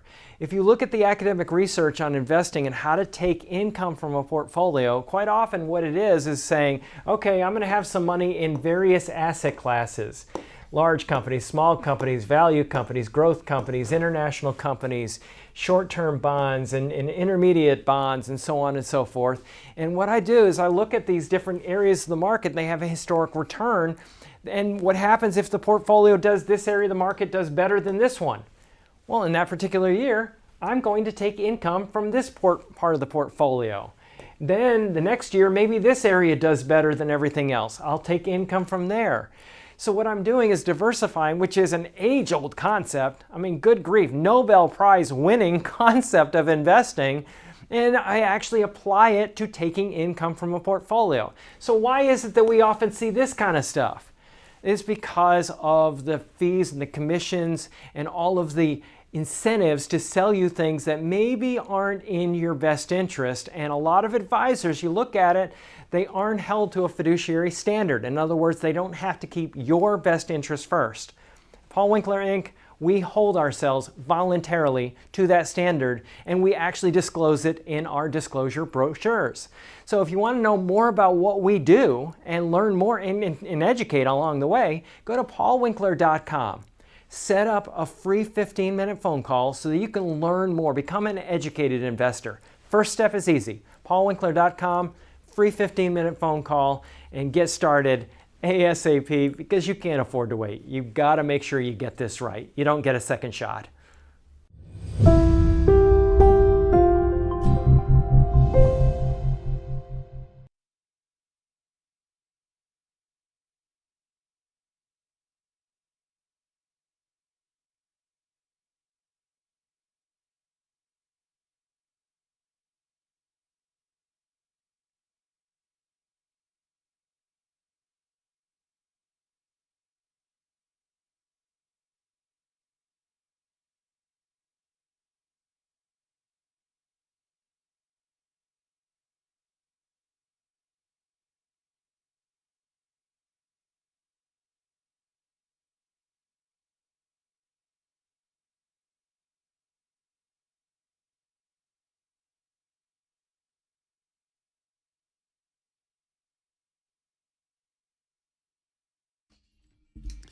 It is Super Talk 99.7 WTN. I've fallen into this subject during my time helping out Pamela, helping out Dan, until we start our show at 12 noon.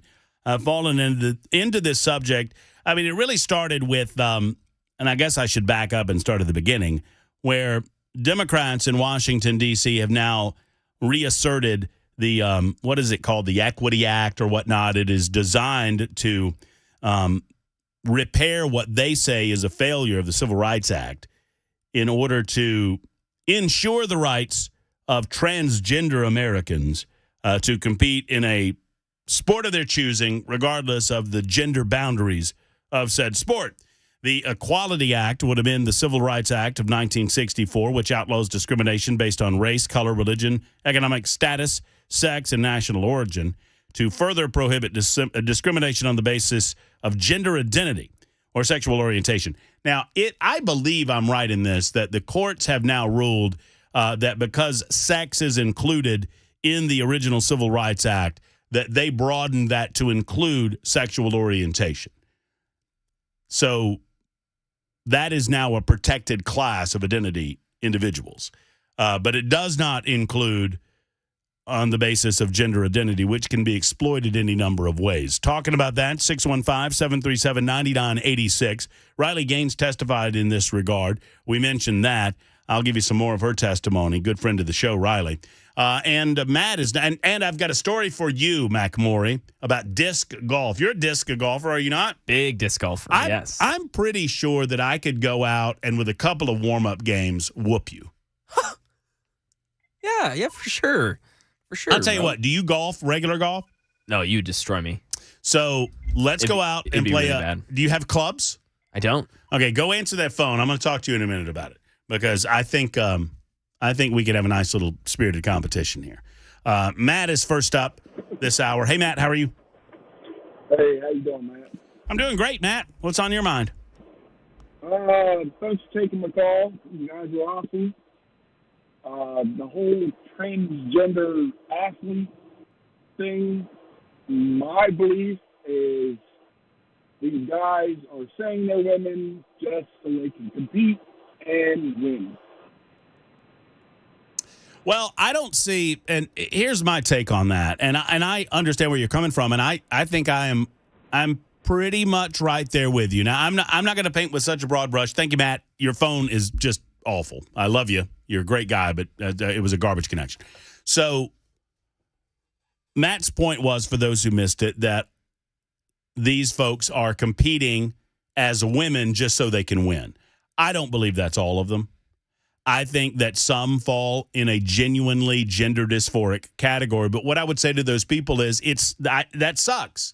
If you desire to become a professional athlete or to compete at a high level in whatever endeavor, whether it's cycling or disc golf or regular golf or basketball or weightlifting or whatever it might be, or swimming, if you are genuinely gender dysphoric and you believe that a mistake was made at the time of your birth and that you should not have been born a man, you should have been born a woman, I'm here to tell you it sucks, but there are certain things in competition that you're not going to be able to do. Like compete against women. You can compete against men. You can compete against other transgender folks. But in Murphy world, you don't get to compete against the women because that's not because I want to be unfair to you. I don't want to be unfair to you. I'm sorry for you. I'm sorry this is happening to you. I feel for you. And it sucks.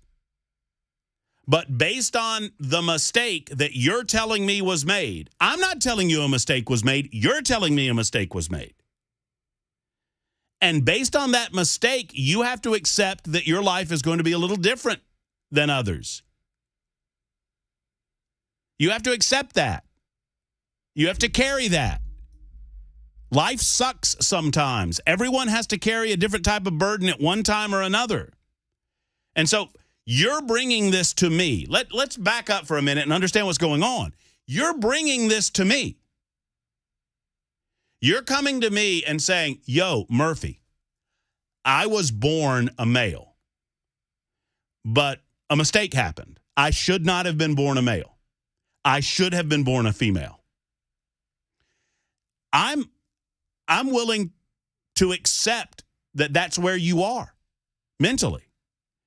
I'm willing to accept your premise, even. I'm willing in a free and open society to at that point say, that's all good. You go and live a life of your own choosing. You do what you need to do. You're telling me a mistake was made, and some would take exception with me using the word mistake. What word do you want to use? By definition, they're saying that they were born with the wrong body parts. I'm not trying to be mean or hard-hearted about it. I'm just being honest. That's what you're telling me that. I'm not telling you that. What I am telling you is that just like some folks are born with physical disability or physical deformity, like some people are born with different attributes than others, that we play the cards that we are dealt. And when it comes to societal interaction, there are going to be certain things that you are not able to do if you're born with different cards than the other guy. By the same standard that males who say that they are transgender, listen closely to what I'm saying and tell me how I'm wrong. By the same standard that they claim that they should be allowed to compete against women in women's athletics, why should a blind person not demand that they be licensed to drive and drive? Why shouldn't a blind person be allowed to get on the roadway and try to drive a car? Oh, Murphy, that's ridiculous. Tell me how it's different. Well, you're putting other people at risk, would be the answer, right? Well, now you're getting to the heart of it. How are we not putting women's athletics at risk? We don't allow blind people to get behind the wheel of a car, not because we hate blind people. We love blind people. Not because we don't want them to enjoy everything that America has to offer. We do. Of course we do. But you don't get to drive. I didn't cause that. I wouldn't have it that way if I was the decision maker, but you don't get to get behind the wheel of a car and drive. Because eventually you're going to run somebody over. Tell me functionally how that argument is different from the transgender argument. It's not a matter of hating you. I don't hate you if you're transgender. I want you to live a life of success. But you don't get to drive. Not because I don't want to elevate you, because you're hurting other people. You're hurting other people. But sadly, more often than not, the transgender community, at least the voices that I hear from they don't give a crap about other people. It is the most narcissistic exercise that I've ever seen in my life. And I'm not speaking for all of you, and I wouldn't dare do that. And I know that each of you are individuals, and I would hope that many of you feel different if you fall into this category. But the people that speak for you, they don't give a damn what woman they hurt, apparently. They don't care what sports are destroyed. It is narcissistic to suggest that a condition of your birth might not limit your ability to do certain things in your life. And I'm not the one telling you you had a condition of birth. You're the one telling me. I hope that is that making sense to everybody? Does the blind driver analogy not make sense to it? I understand it's an extreme analogy, but it's true. We don't prevent blind people from driving for them. We do it for everyone else. Just because if a blind person goes to the DMV and says, I really want a driver's license, no, sir, that would be a risk. You would put yourself in danger. That's fine. I'll sign any of that away. I don't mind. I'll put myself in danger. I'm willing to take that risk because this is how much I believe in this activity. Well, we're not going to do it anyway because you're putting other people at risk. Jesse is next. Hey, Jesse, how are you? All doing pretty good. No, I think all they're out for with the whole trans community and the sports is they just want attention that they can't get elsewhere. And, you know, they say that it's a mistake that they were born a boy and they want to be a girl, but God don't make mistakes. They are who they are for a reason. Now, the world is what has put this in their head that they're screwed up in their mind, but it's just attention is all I think it is. It's pretty simple. But I like your show. Listen to you all the time. Thank you. Well, Jesse, I'm glad that you called. I mean, you know, I get exactly what you're saying. I understand that there's a category of those folks that probably are doing it for that reason. I don't try to paint with such a broad brush to suggest that there aren't some people that are going through some serious mental issues, whether they be gender dysphoria or otherwise. And as far as the God doesn't make mistakes, I could do the next 2 hours on it. And it just all depends on perspective. No, I would suggest that God doesn't make mistakes, but that doesn't mean that things don't happen on earth that are evil. I mean, that's a very tricky subject. Because, I mean, I could give you example after example and say, well, was that a mistake? Was that a mistake? Well, no. Oftentimes when we get into a discussion like that, well, that wasn't God. That was evil or Satan or earth. Okay, well, but God allows it to happen. He allows all of this to happen. Not that I would desire to get into a theological discussion, but I understand where you're coming from. But I'm trying to give a broad benefit of the doubt to the people that come to me and tell me that a mistake was made. Real quick, Brett is next. Hey, Brett, how are you? Hey, man, I'm doing good. How are you? I'm fabulous. Thanks for calling in. Hey, you know, this is really going down a slippery slope, and I don't understand why. Well, I do understand, but it doesn't make sense, logical sense, that we treat this mental illness any differently than we treat others. A friend of mine is an administrator in Madison City Schools in Alabama, and they have a kid that is identified as a cat, and his parents are lobbying the Board of Education to put a litter box in the bathroom. And the kid acts out in class, he grooms himself, and he does everything that a cat would do. Now, if you were at a state mental hospital, you would treat the guy. But because we have accepted deviant behavior as a society, nothing's mental illness anymore.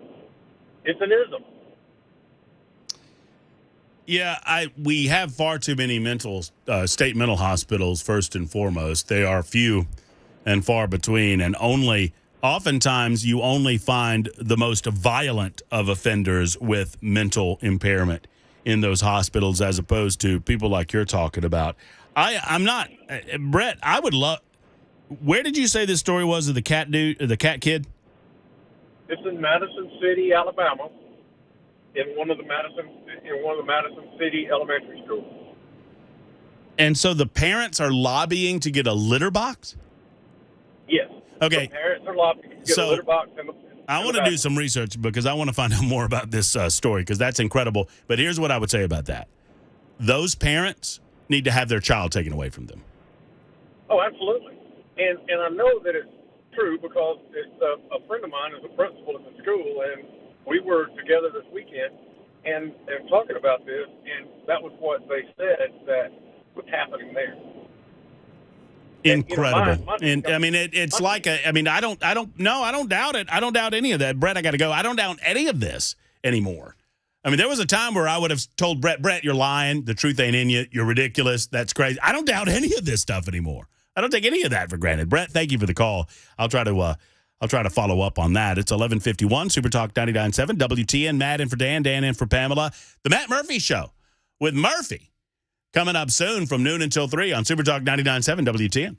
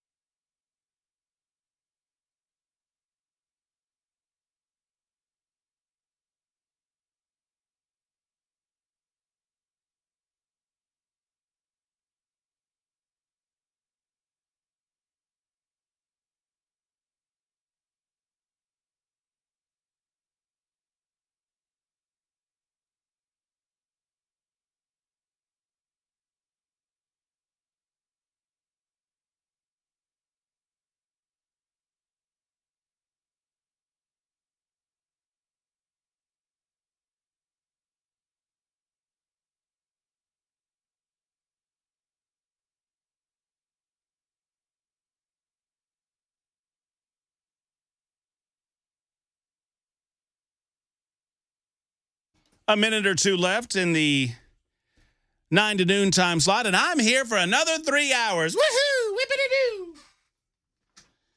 On Super Talk 99.7 WTN, a Thursday My Friday edition coming up of the Matt Murphy Show. It's episode 365, so I've made a calendar year of show episodes. Hey, How about come that? on. We need a little bit of this action. A little bit of Yeah!